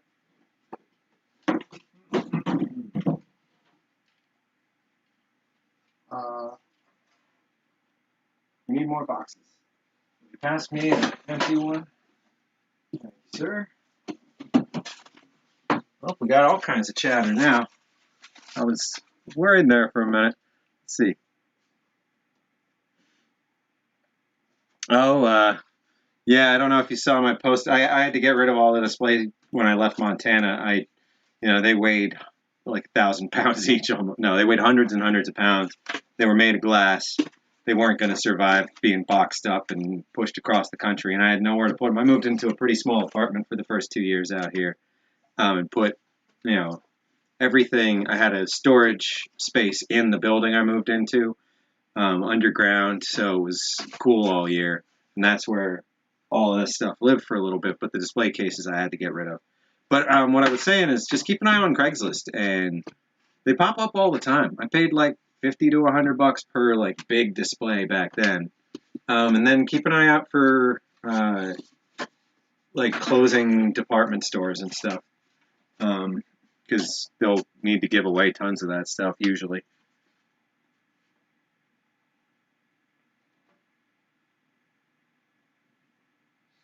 Let's see. Yeah, I'm getting the same. I'm getting the same push in my brain. I really want to eat one of these Warnick, RCWs or Warnick MCW. I'm not gonna. The museum should probably have something, the spares for trading and that sort of thing. But man, certainly not touching the Rafco ones. But like this Warnick 4AB. Oh, just look at it. It's got instant soup. Not the fruit soup, but it's got all kinds of good stuff. Hey, Sean? Yeah. I'm gonna start cutting down some of these. All right. This file's getting pretty big. I was thinking I was going to try and save some of those for my own move at home, but they're in rough shape. Yeah, they're pretty crushed up. Yeah, let's consider this the death of those boxes. They've done their job. Hopefully we don't have to move any of this for a good long while. I know, This can be the archive for a long time. just drink this in for a second. I mean, we could literally make a plate for it out of boxes of MREs right now. I've had that. I'm not making a fork. I've had that thought before, my friend. Hopefully the sound's been okay through this. I hope it's been entertaining so far. I think, next week is going to be something similar, getting a little more in depth with some of this stuff. But for right now, just getting an idea of what we have, is an important step, and getting it all into safer boxes as soon as possible. There's no reason to let anything sit in a heap anymore. So, thanks for that, Kaylin. I just wanted to make sure I wasn't sounding all terrible today. Because I'm just using the laptop sound and walking away from it and all that, so, probably not the greatest. Let's put it back up. So let's see. Display stuff. We've got. This is going to be U.S. miscellaneous. This can be U.S. miscellaneous.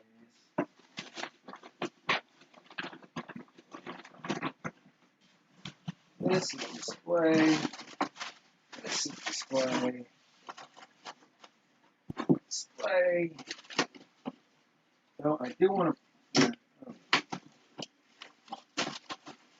It's hard to classify something. Display. Miscellaneous US. Whoa.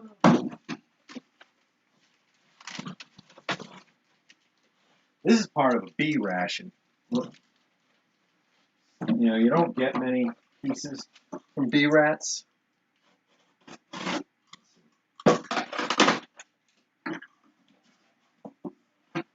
Cloves.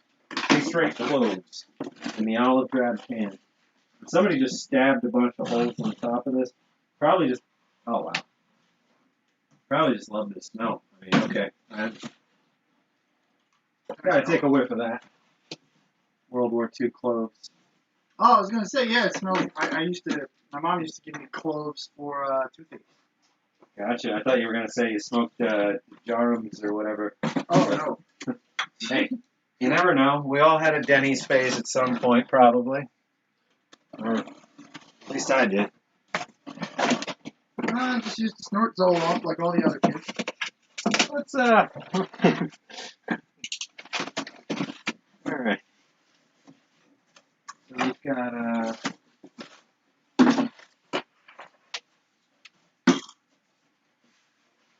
more empty boxes. That's the thing. All this stuff was all over the place in terms of when it got organized with that, with anything else, and what box happened to be where it made the most sense at the time. It's funny. There's way less boxes out there than it appeared to be. I think they were just all big boxes full of stuff. What's this one? Tastes very cool. No, that's what we were just. Oh, that's the one we were just sniffing? Yeah. Oh my god, that's great though. It smells like a bunch of fresh gingerbread cookies. Put the rest of it in this box. Oh. Got a wall of food RCW spoons. here. Or sorry, RCI spoons. RCI spoons. The Ration Combat Individual spoons. Lots and lots of them. Oh, I had a sundries box. That's right over here. Canadian. Don't know that we're going to find many more Canadian. See down there. Coffee. Coffee.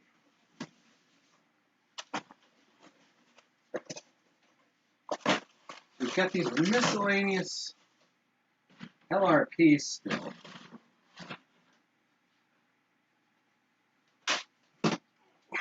Miscellaneous LRPs. Miscellaneous civilian. Oh, I'm going to take the lid off the bottom. Oh, I put it inside the lid so it wouldn't lose the lid. yeah, no worries. question for like officers' lounges and stuff like that during like Korean War and stuff. Did like soda companies and stuff like that ship things in like army packaging specifically purchased for the military? You're wondering if there's an army stamped grape knee-high bottle somewhere. Yes, I am. Actually, I was literally just thinking about that. I bet. Not army stamp, but maybe the crate of it was. So, yeah, there was specifically bottled and boxed for the U.S. military soft drinks. Oh, okay. Now, if any of those survived, that's the mystery. So I have Assuming whatever. I have like late 90s, early 2000s examples of military beers, and I know that there are military beers going back to World War II out there in like stubby metal cans, screw on, screw off, like olive drab, that kind of stuff. I definitely want those for the museum. You know, we want to find, steel can, aluminum can beers. The one I have that I know specifically is just Miller High. And on the top, it says for military use only. It's wow. You know. Yeah, I mean, I was just wondering. I mean, like, okay, like, these obviously weren't things you'd find in a ration, but the military did buy them at some point. Right. So, and depending on the era and what they were procuring them for, they would have special versions made where they had to be all olive drab, or. Yeah, I mean, I picture like all the old Coca-Cola ads of people in U.S. Army uniforms from the 50s. So. Yeah, Coca-Cola almost certainly made custom packaging at some point. Sun-kissed as well. Had to. Well, they also sold actual oranges. I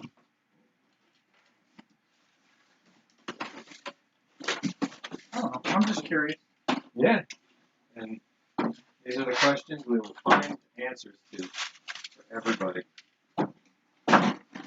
It's an official Army coat.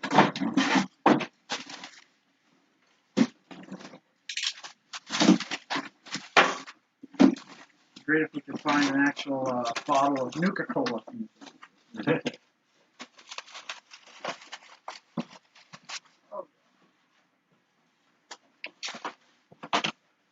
Well, if I missed you, sorry, but have a great dinner, Marilyn, if you're still here. Let's see what I missed. You guys have started talking again. Maybe dinner just ended.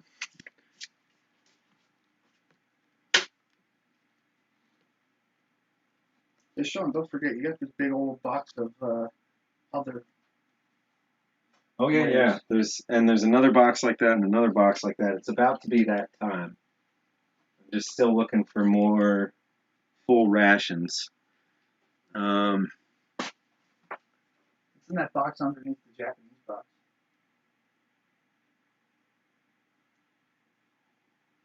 Oh yeah. Yeah, well, we can figure that out now, Smokey. Yeah, I had dropped off the map. Again, sorry to everybody for disappearing. Nuka Dark. That's the rum Nuka-Cola, right? Right, Jeremiah? Glad somebody heard me.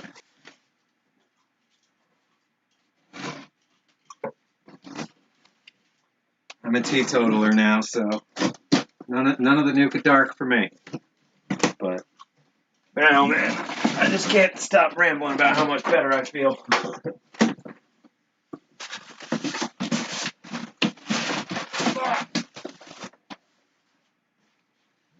Sweet. They're getting there. When we were looking at the library before, I didn't have this box, and I was wondering where it was because there's so much fun stuff in here. But we've got some Cold War stuff. I'm just going to put to the side and save for a later time to go over some of that. But, oh wow, we got all these civil defense manuals. Let's see, we'll put the state-specific stuff in one file. So, I'm a big fan of the Civil Defense Administration, just in general. I thought it was a great idea. And a really important part of American history. And it's pretty much been turned into FEMA and whatnot these days. But the idea was, you train in your local community all the basic functions that we would need to have covered in the event of a major disaster or invasion or attack, or whatever it would happen to be. So you had, people that would communicate between the groups, the messengers. You have the rescue squads that were built for, that were trained for just going in and pulling people out, pulling humans out of rubble, out of collapsed places. How to go in to something that was burning down or breaking down. You've got auxiliary firemen and auxiliary police, for stepping up and knowing what that job entails, but not doing it all day every day. Your auxiliary police were, meant to be just as capable as police, and at the time when they'd be needed, jump into that position. Fire watchers would, keep an eye out across entire communities for flare-ups and burn-ups of, existing infrastructure during, these events. The first aid squadron, the demolition and clearance crews, demo crews would, clear highways and clear train tracks and that kind of stuff, blowing up anything that would get in the way. Decon squads, for nuclear, biological, and chemical. All the early phases of that. There's another dozen or more. There's chaplains. There's food services. There's all kinds of different positions in the Civil Defense Administration that was all volunteer. You join up and you get trained up in some skill that would help your community survive should there ever be a major attack. There's just some other books in that vein. We got toe tags from the Civil Defense Administration in California. So they had their carbon paper so that you could put the toe tag on and then have your booklet, your own copy. Little pamphlets, facts about fallout. Guide to panic control. Just all this stuff.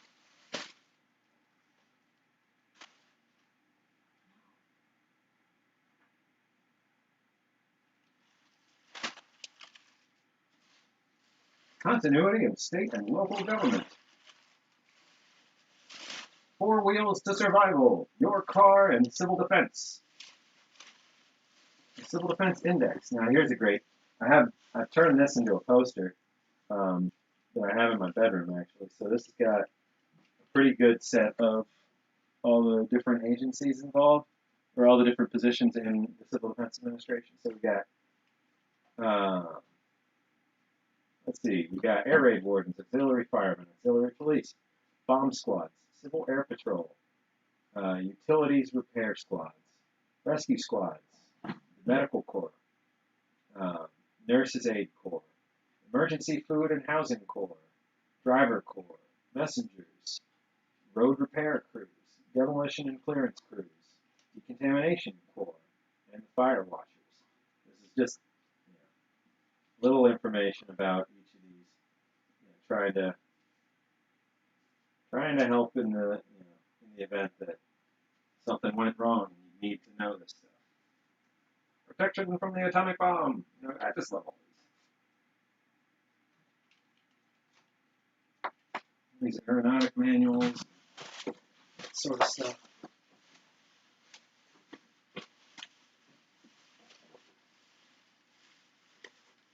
We got OPA tokens, a bunch of those.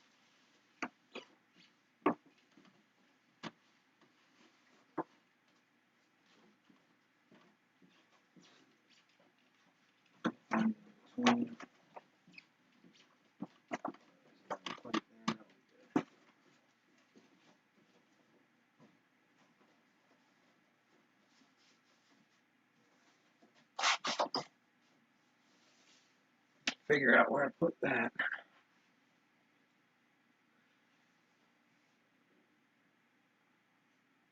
It's just, there's so much stuff in these boxes that, I can't wait to get, good pictures of everything, get as much information as we can, just really just do something new, do something different, share as much as we can.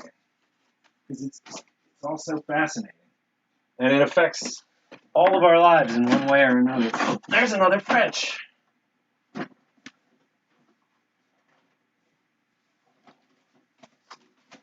A lot of these, just straps from cases. Can't ever toss those. Oh, we got an open for display, HDR. We got bags. Lots of bags. Ooh, what are these bags? Oh, okay, that's FSR garbage bags. Hey, it's been, I don't know how long, but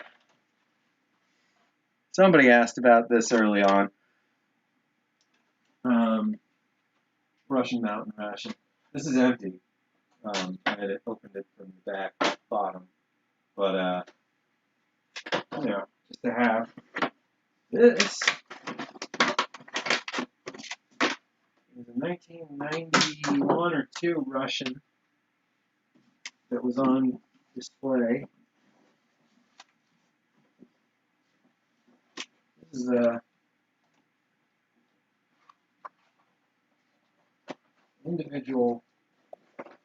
Ooh, man, that's got that army canvas that's been waterproof. It's got that smell. I love the smell. It's one of those childhood things. I think it's Boy Scouts bought a lot of Army surplus. A lot of Boy Scout camps built their whole concepts out of buying Vietnam era surplus and setting their stuff up. So camp pretty much all the camps I went to had some amount of Army canvas and waterproofed Army canvas, whether that was the tents, the awnings and extensions, or bags for equipment or whatever. There was a lot of Army canvas, so I think that's probably where that comes from. But this is a case ration small. I spotted this years ago on eBay and just snagged it. I don't think I've ever done any actual research on this. I'm not sure officially what it was for. It looks like it's meant for like an RCI in terms of size.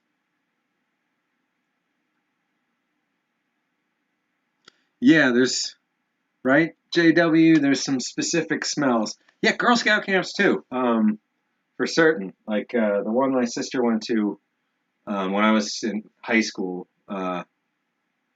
Camp Louise, I think. Yeah, that had cabins and some canvas stuff. And then she went to some other one, can't remember. Yeah, maybe, I don't know. Got some more books and stuff here.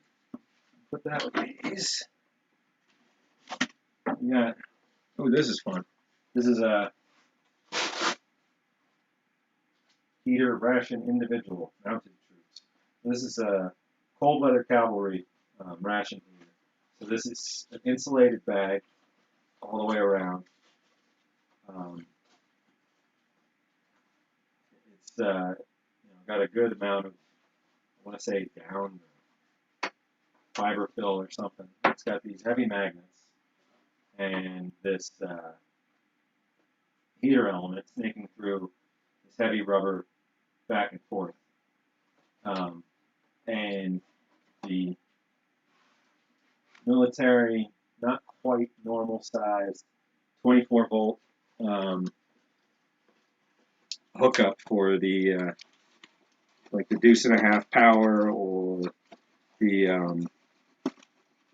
well, a lot of stuff honestly had this power, but let's see, switch over here. So you would you could magnetize, or you just stick this to just about anything in the truck. You could have it sideways, you could have it down just to keep it stuck, but you'd put your mains, for a couple folks in between each of these, and then you'd put the Velcro back over, and you'd make sure your green light was on, and you're good to go. And you just give it some time, and it'll heat up your rations. So I love these on-the-go ration heating devices and stuff. I've got, oh yeah, the Scouts are just the Scouts now. Interesting times indeed. Yeah, I've got a couple of the other just bolted into the Humvees. Two varieties of those that we can pull out at some point. What is the brown ration with the tape? Let's see, brown ration with the tape. Oh. So this is this I had put the tape on because I had carefully opened each of these segments long ago and had it all out on display, and I didn't want to throw away any part of this, but this is just this is an early 90s IRP.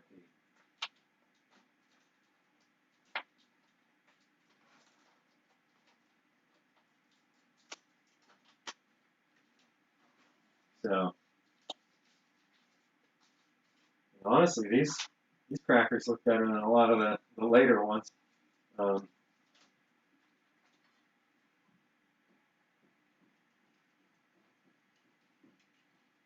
this is boiled groats, and this is very swelled. Coke tab. This is pate, I think. Is that Russian? And it doesn't. It's probably not pronounced like that way at all. So Pashtiet. you know, Pashtiet. That's how you Russian pate. Pashtiet. Pork pate. I could be wrong, but I can't read Russian, but I know the general reference of pate. For a second. Is Pashtiet. Got it. But yeah, this is a breakfast, lunch, and dinner Russian ration with lots and lots and lots of. Oh, sorry, I should have had this switched. So that's another one for the Russian. And that was the Russian Mountain empty box. So we'll need a Russian case 3. Oh, is this the tray with the handle that I asked for earlier? Yeah. Ah. And then. Okay. But that's just one big tray. This was the Mountain ration. This has thermostabilized meals. 5 candy bars. That's what I remember. 5 dark chocolate candy bars. Ooh, I almost tossed this. Can't toss this around. This is an awesome box. I'll put it in the office. This is the SoPac made the food packet in-flight individual. So this is a Air Force ration? That's it. This is an IF.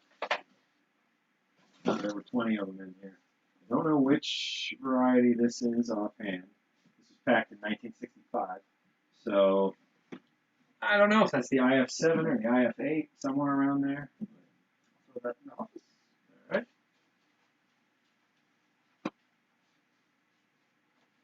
Yeah. We learned to tie knots. We did a lot of first aid training. We did fire and building stuff. Boy Scouts were pretty standard back in the day. Oh, this is empty.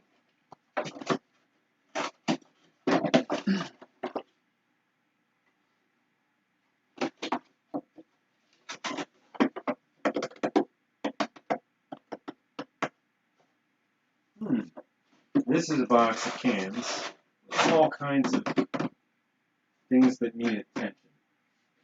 So I don't think this is going to get white box. I think we'll keep this brown box and put it on one of the shelves.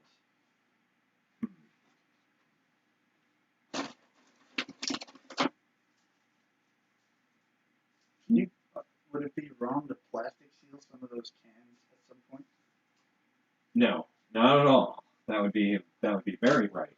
I have a plastic sealing machine at home for the soap bars that works. Oh, you mean like vacuum form around? It I just mean like we could put each of these in a separate Ziploc bag and it would be a huge step forward for not harming the ones next to them. Oh, okay. I have a plastic shrink system at home if you ever need to use it. Got it. Thank you for the offer. We probably need it at some point for something, I'm sure. Let's see. What else? Can we move through? What's this? Did I miss that? Books and things. Oh, okay. This is the salad dressings book.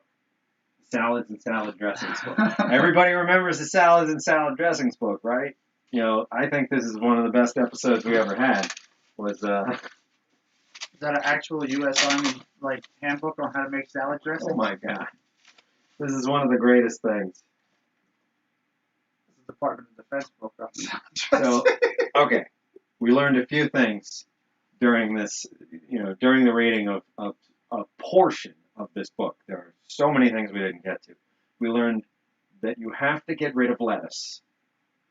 No matter what kind of salad you're serving, there's lettuce in it. Mm-hmm. Figure it out. So, cottage cheese salad. Ingredients: lettuce, cottage cheese, paprika, nuts, shelled, chopped, olives, greens, stuffed, chopped, pickles. So, I mean, there's egg, celery, and olive salad, lettuce, eggs, hard cooked, olives, green. I mean, it's just jelly beet salad. Uh-oh. Unless this goes on to another page. Oh, okay. Ooh. So we had beets, canned, gelatin, lemon, water, boiling, water, cold and reserved liquid, vinegar, salt, celery, fresh, celery, fresh, chopped, horseradish. Wait, no, not comma. Next line, horseradish. Next line, onions, dry, chopped, fine. Lettuce. 4 to 6 pounds. Don't use the lettuce, just have it.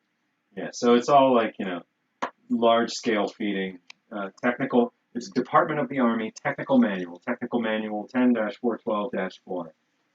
Army recipes, salads, and salad dressings. Did they get bored and just ran out of booklets to make, and we're like, I guess we'll make one on salad dressings? You say that like it's not hurtful to this entire concept. I think it's great, but I'm just wondering what that meeting was like, where they were like, I know what we need in the U.S. Army. We need to define the process that goes into making 100 types of salads.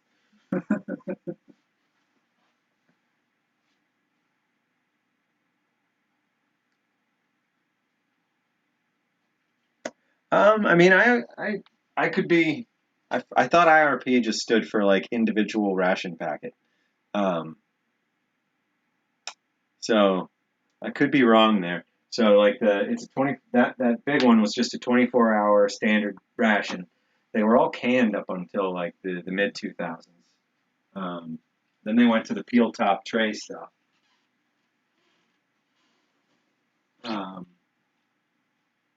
Let's see, we got more mess kits. That big box inside on the floor. We can grab that. That thing? No. We got more Civil War stuff that we could get from there. This is building as a pile. Oh, what are you? Oh, I thought this was an envelope of stuff. Perhaps we can make a binder of those, not putting holes through them to find those clear slats that you could slide things into. Yeah, good idea. Got a stone in there.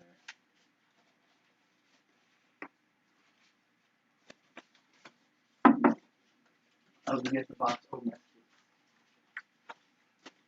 Let me go with you and see what else we can spot in there. It's a lot of these.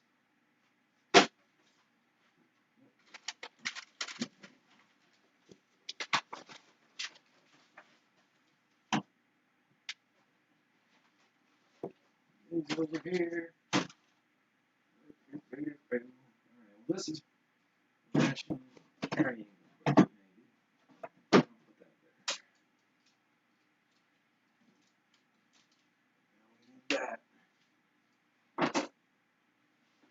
I'm not sure. Fair enough.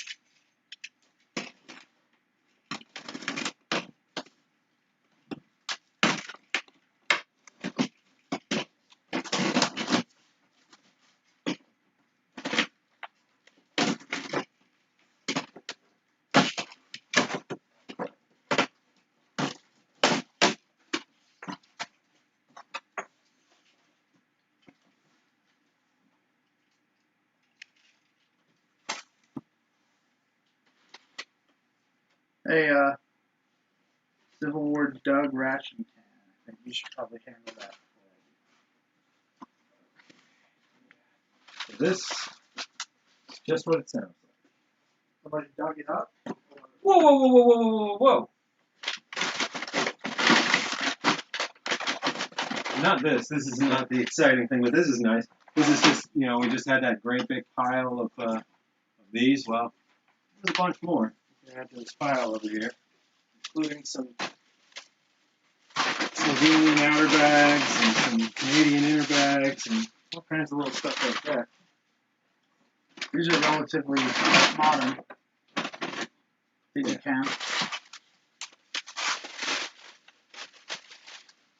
This is Enduring Freedom.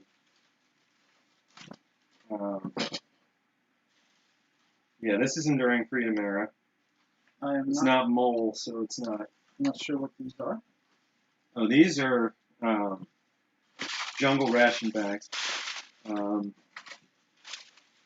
These are World War II. Also, Bag, comma, food, comma, waterproof, comma, jungle. Stock number, QMC, blah, blah, blah. December 14th, 1943. this is 1982. Oh, this is a complete everything. Oh, yep. Silverware and kit. Okay. Survival ration kit. Oh, cool. From Charms. Oh, wow.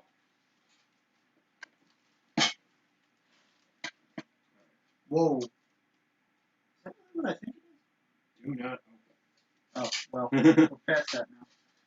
Is that really what? Is that? That's the whoa. That was me going, holy crap, really? Yeah, I know. Well, So let's not, yeah, in the event that it's I- not what it says it is. I didn't see anything. Okay, not what it says it is. Oh. Oh. Oh, wait. Yeah, please. Oh! Oh, they're the Spurdy John. So, at some point I made mention of this. I'm going to put this to the... okay. Go do it. All right. So, let's see. Remove the Civil War box. Oh, that's So let's take a hander over here. What we got here are some FSBs, some freeze-dried Russian rations,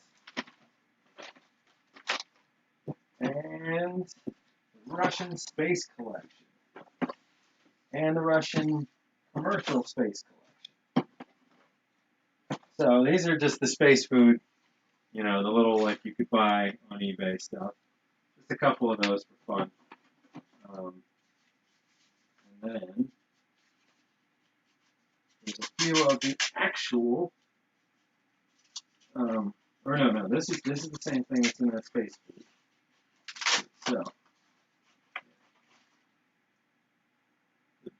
experimental factory, blah, blah, blah. So, this is ham. So this is pork, you know, a pork meal ready to go. liquid ham. And it's a little older than the spacefoodlaboratory.com stuff, but I'm pretty sure it's still... Oh, wait, no. Actually, these are the same exact ones for space, because this is the apple juice, or the peach juice, peach cherry, whatever it was. So,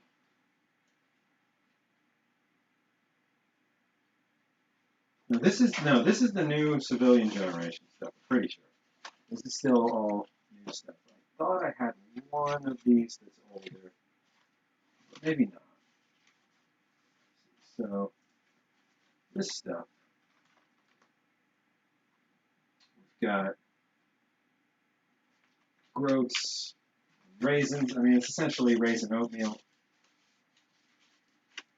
Groat meal, at least. Are groats and like usually the same thing? Oh. So the other one was the reproduction. This was the original. You've been hiding. You've been hiding. Not space flown, but original space production. Or I mean, original actual space ration. So the other one I have that we've looked at before, it's in a box over here, is the reproduction of the M&Ms. This is the actual one. Again, nothing in the space station area has been flown and come back. Like, there's essentially nothing out there because they don't have the luxury of bringing any of this back. These are just almonds. This is actual. This is actual Russian. This is also unflown, but space station production. So this is brownie. Oh, I'm not holding it on camera.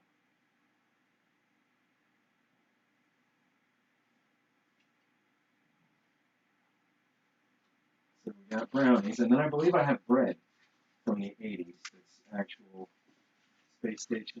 Actual production somewhere. Oh, where? Here we go. And tea. I have tea. So this is. No, this is in that same. This potentially is the same stuff that goes into space, but this was commercial production. Almost certainly. Is that tea? This is bread. Oh. Little individual Cubes of bread. fake loaves, essentially. Let's see, you can see from. Let's see if we can see through it anywhere properly.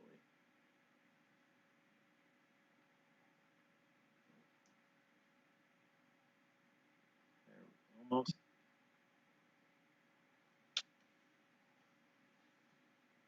There we go. Starting to get a good view of it. Just neat little buns.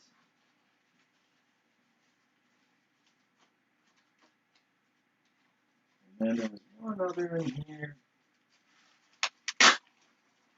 This is the tea. Or no, this is coffee. This is coffee with cream and sugar, I believe. Do I have tea? I guess I don't have tea. Bread, M&Ms, and nuts.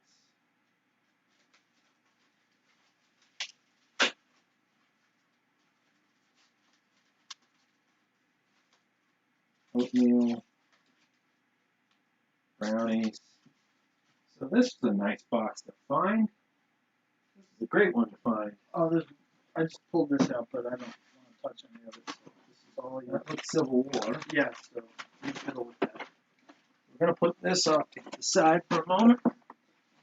Let's see.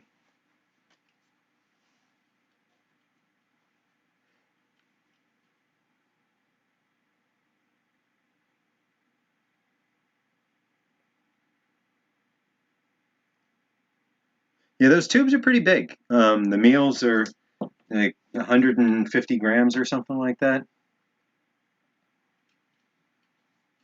Oh, the Crew Dragon came back.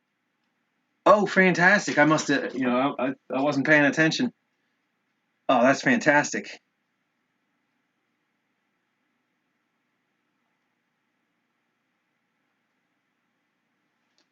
Yeah, so the little mini rolls are so you can snap them off and not have any crumbs. Oh, that's right. These all went in there too. So, let's see. This has been opened before. Yeah, okay. So no, that's right. This is the modern commercial replica stuff. Ooh, this one's leaked a little. And this is cottage cheese with black currant puree. I've had one of these. That's really good. And then these were what the space program ones actually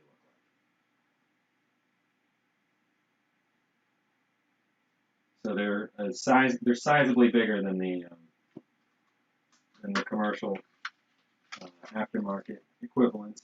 Just a little bit. They're when you compare them, I'd say this one's 50% bigger.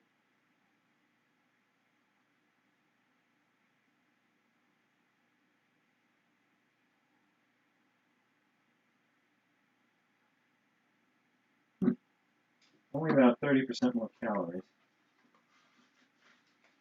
Well, I guess that depends on the meal, for sure.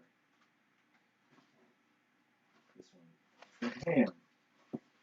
Space ham. Put away the space ham.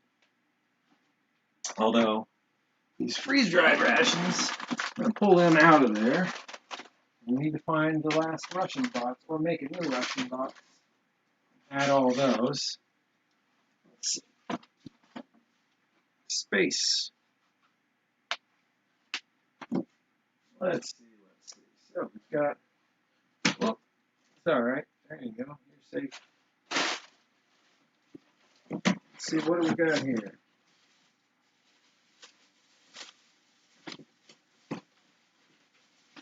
Oh, wow, that's really all kinds of good stuff. And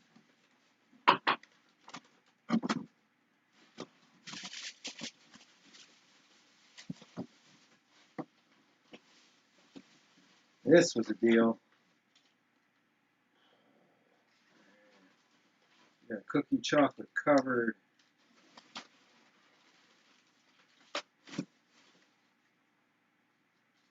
A lot of these, though, a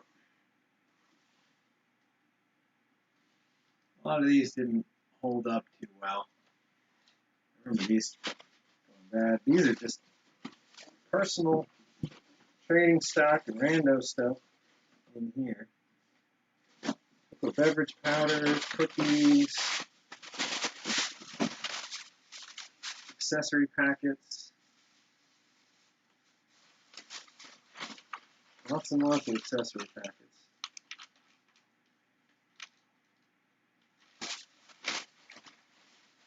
'80s. Coconut bar. These have those cookies in them. So that's the big heavy cookie you can feel inside some of these.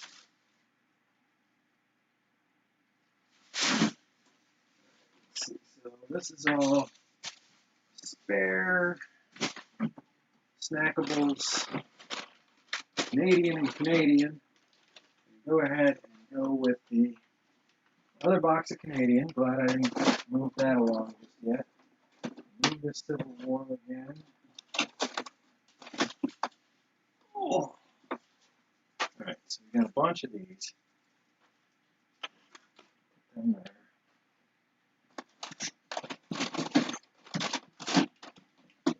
Canadian out of the way. Put this down here for now.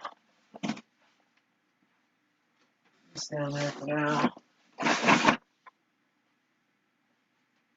Whew. Getting a little hungry and dizzy. It's been a long day. Should some of these start making their way to shelves, or do you want them to stay here till the end? We can stay for the moment. We might have to start wrapping up. It's almost 8 o'clock. It's been a long stream today. So this is a civilian MCI. So we remember, I mean, we have menu C these days, you know, or the, you know, just the Apex and that kind of stuff. But this was a Silpatco produced MCI meant for sale to the general public, with all the same stuff you've come to know and love. So we've got just the unit, crackers and candy, Silpatco. Ooh, this does not look great. The waxed little divider. Let's see, we'll bring you in down here.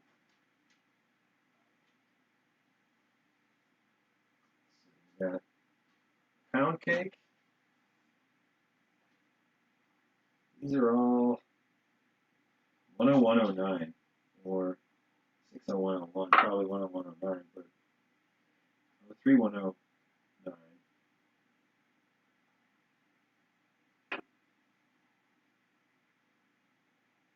1179. I'm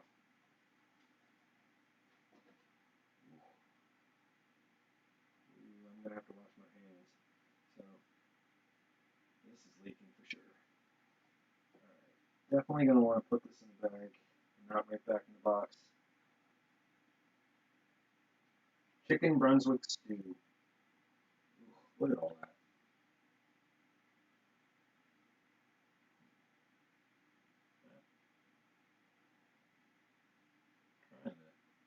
Trying to get used to turning this and moving this in a way that works with the camera. There we go. So there's like this crazy crust growing on it. And then we got the civilian label. Inspected U.S. Yeah, I'm definitely going to want to put a bag around that and wash my hands. Grab paper towel first.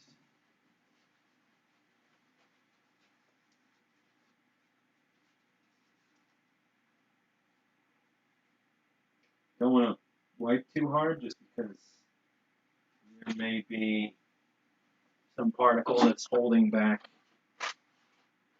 something else. So, like the little boy with his finger in a dam.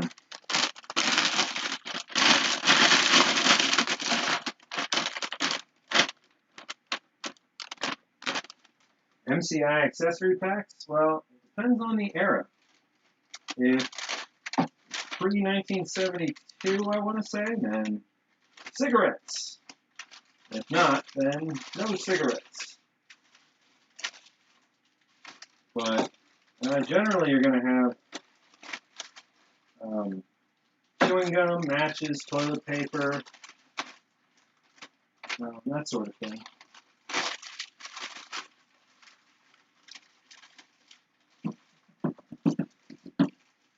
Alright, I'll put this one away. I'll put the rest of the pieces in there and not put this can back in for now, and we'll figure that out. This will go in a needs attention box.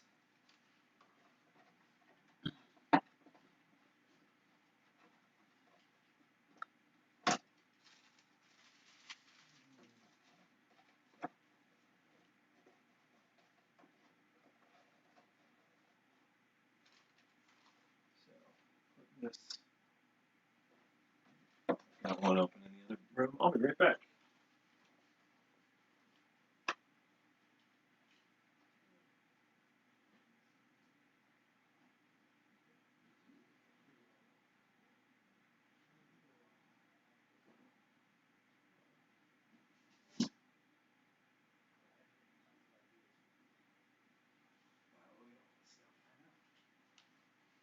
Still got a lot of boxing.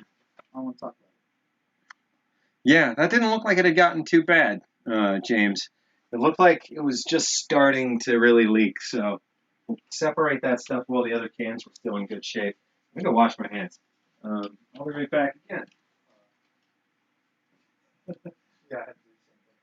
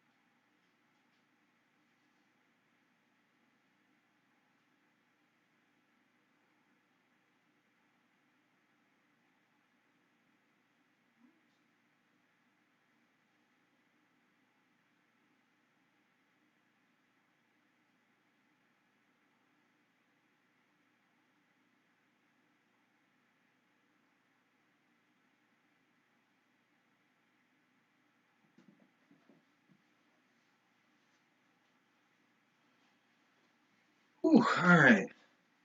I think it might be getting on about when I might say it's time to start boxing up what we got left and stop the stream for the day. But let's keep going for a little bit more. A little bit more. There's still a bunch of you watching. Why not? We'll see what else we can stumble across.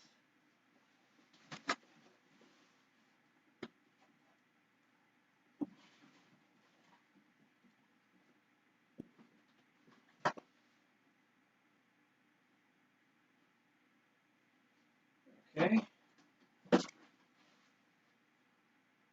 Dan? No. General purpose survival rations. Ooh, we got grape juice, instant sweetened. Let's see. Powder? So this is UGRE grape juice, I want to say. We've got a couple food packet survival general purpose from 2011. We got an older food packet survival general purpose with a can opener.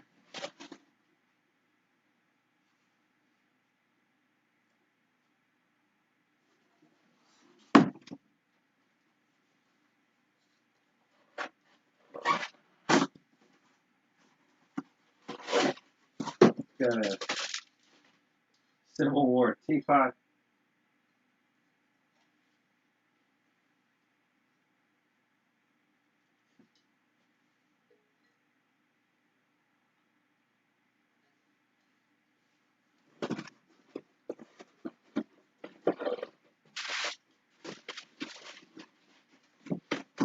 Ooh, that's a heavy one. Oh, we got a Seen Better Days Italian. Pretty rough shape. 90s Italian. Oh, Not the worst, but pasta della sera. That means pasta of the evening. Oh, pasta. Could be meal. Evening meal. evening meal. Supper, yeah.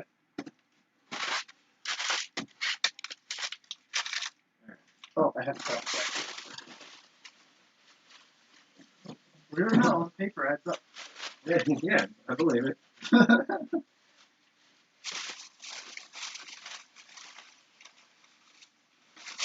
This is just a lot. Cocoa beverage type 1 fortified.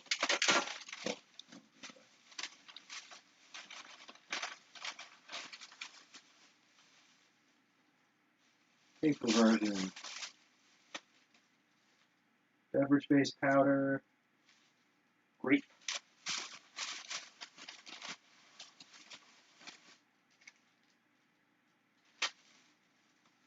Cocoa beverage. A lot of these kinds of things. What do we got here? Oh, hey! These are fun. So these, see, we've got a bunch of these, it looks like.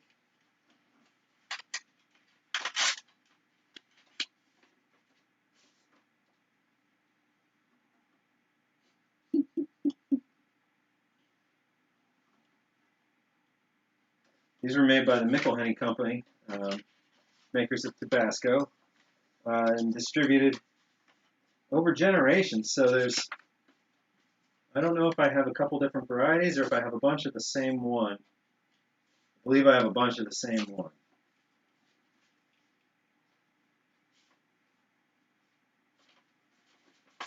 Yeah, I have, looks like 6 of this same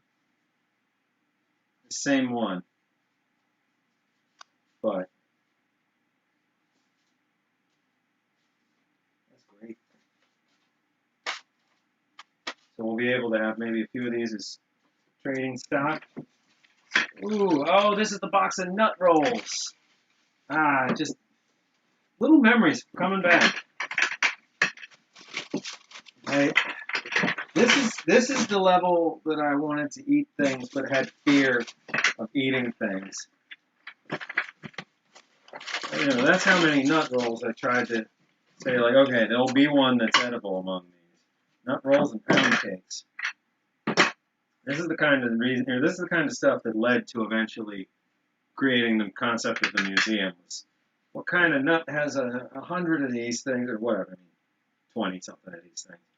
You know, the kind of guy who, you know, eventually wanted to eat them, but couldn't do it. These are all like 1970 and 71. There's like a party's worth here. Like we could save these and have like we're all eating pound cakes and nut cakes parties. These are perfect. There's nothing wrong with any of these.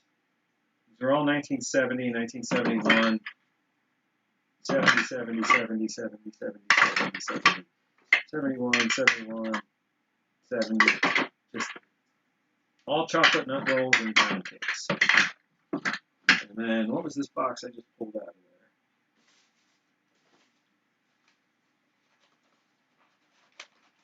there? Silverware. I can tell by the hat. Yep. Silverware. Silverware. Lots and lots.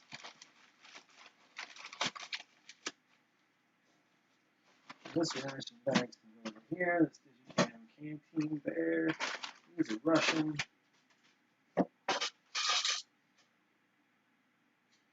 And I'm going to need to find something safe for. Whew. Getting out of steam. Might try and box some of this stuff up and then bring it right back out and start from here next week. Because I think it's about time to start getting this stuff ready to go back into the room for the moment. It's going to take at least an hour to put all this away and move everything boxed up tonight.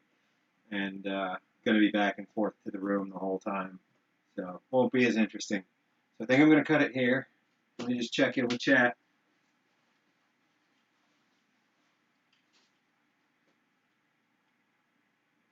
Purple drank, concentrated, heck yeah.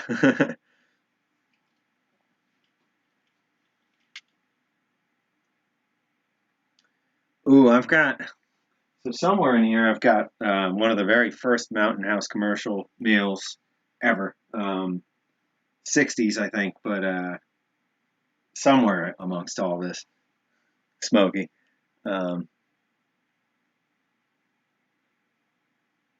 Chicken and rice MCW or potatoes and ham IMP.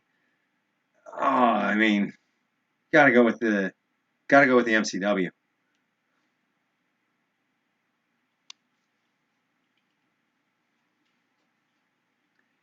I mean, right, Daniel? At some point, I think there's enough there that we could say, you know, as part of some event, we're gonna open a handful of those and see if there's any edible. Chocolate nut roll? Probably not. It's probably gonna be rancid. But the pound cakes, I bet you there's some edible ones in there. Yeah, this was a fun stream.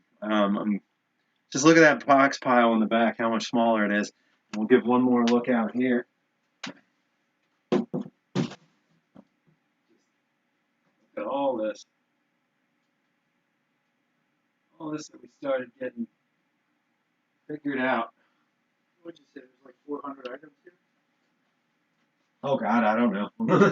More than 200 for sure. I mean, there's hundreds and hundreds and hundreds of things in the collection. No, I mean just this. I don't know. Oh, okay. It's been a good day. Many items.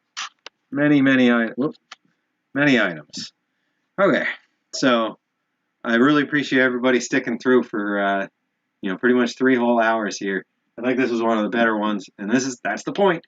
We're in a building that's ours that we can actually do what we need to do, and it's not just storage anymore. We're going to catalog and figure out what's here and share as much of it as we can. And then even just going through it means there's more of a record of what's in the whole collection for folks to dig through. So we'll be able to find more and more information on all this stuff and start cross-referencing it and sharing it with folks. And then it's just going to be cakewalk getting all this stuff figured out. But I really had a good time tonight, and I look forward to doing this again next week. I think we're going to stick to Sunday for a while still. So I'm gone next week. Oh, crud. I am going to be camping with my brother out in Western PA. I mean, I'm not sad at all about that. I've been looking forward to this for a while, but I'm going to be gone from Friday through the following Wednesday morning. So I'll probably check in Sunday, but I may not be able to do a stream next week. So we'll see. I'll probably fit it in. I don't know. This may be a 2-week hiatus. So I'll keep everybody in the loop. I'll reach out, and then you'll know when I'm going live. I'll try and get a scheduled one up in advance and keep everybody up to date. And we'll get through a bunch more. There's still a ton more in the actual office over there that we haven't opened up. And then there's a lot of the harder to classify stuff and the stuff that's going to need more attention and stuff that we want to save that's going to be in that starting to leak or rough shape. So we'll get through all that. But yeah, this has been awesome. And thanks, Jeremiah. All right, guys, I'm going to shut her down, but just thanks again for coming out and sticking with the museum, and have another episode for you soon. Nick, Bye, say everybody. goodbye. All right, guys.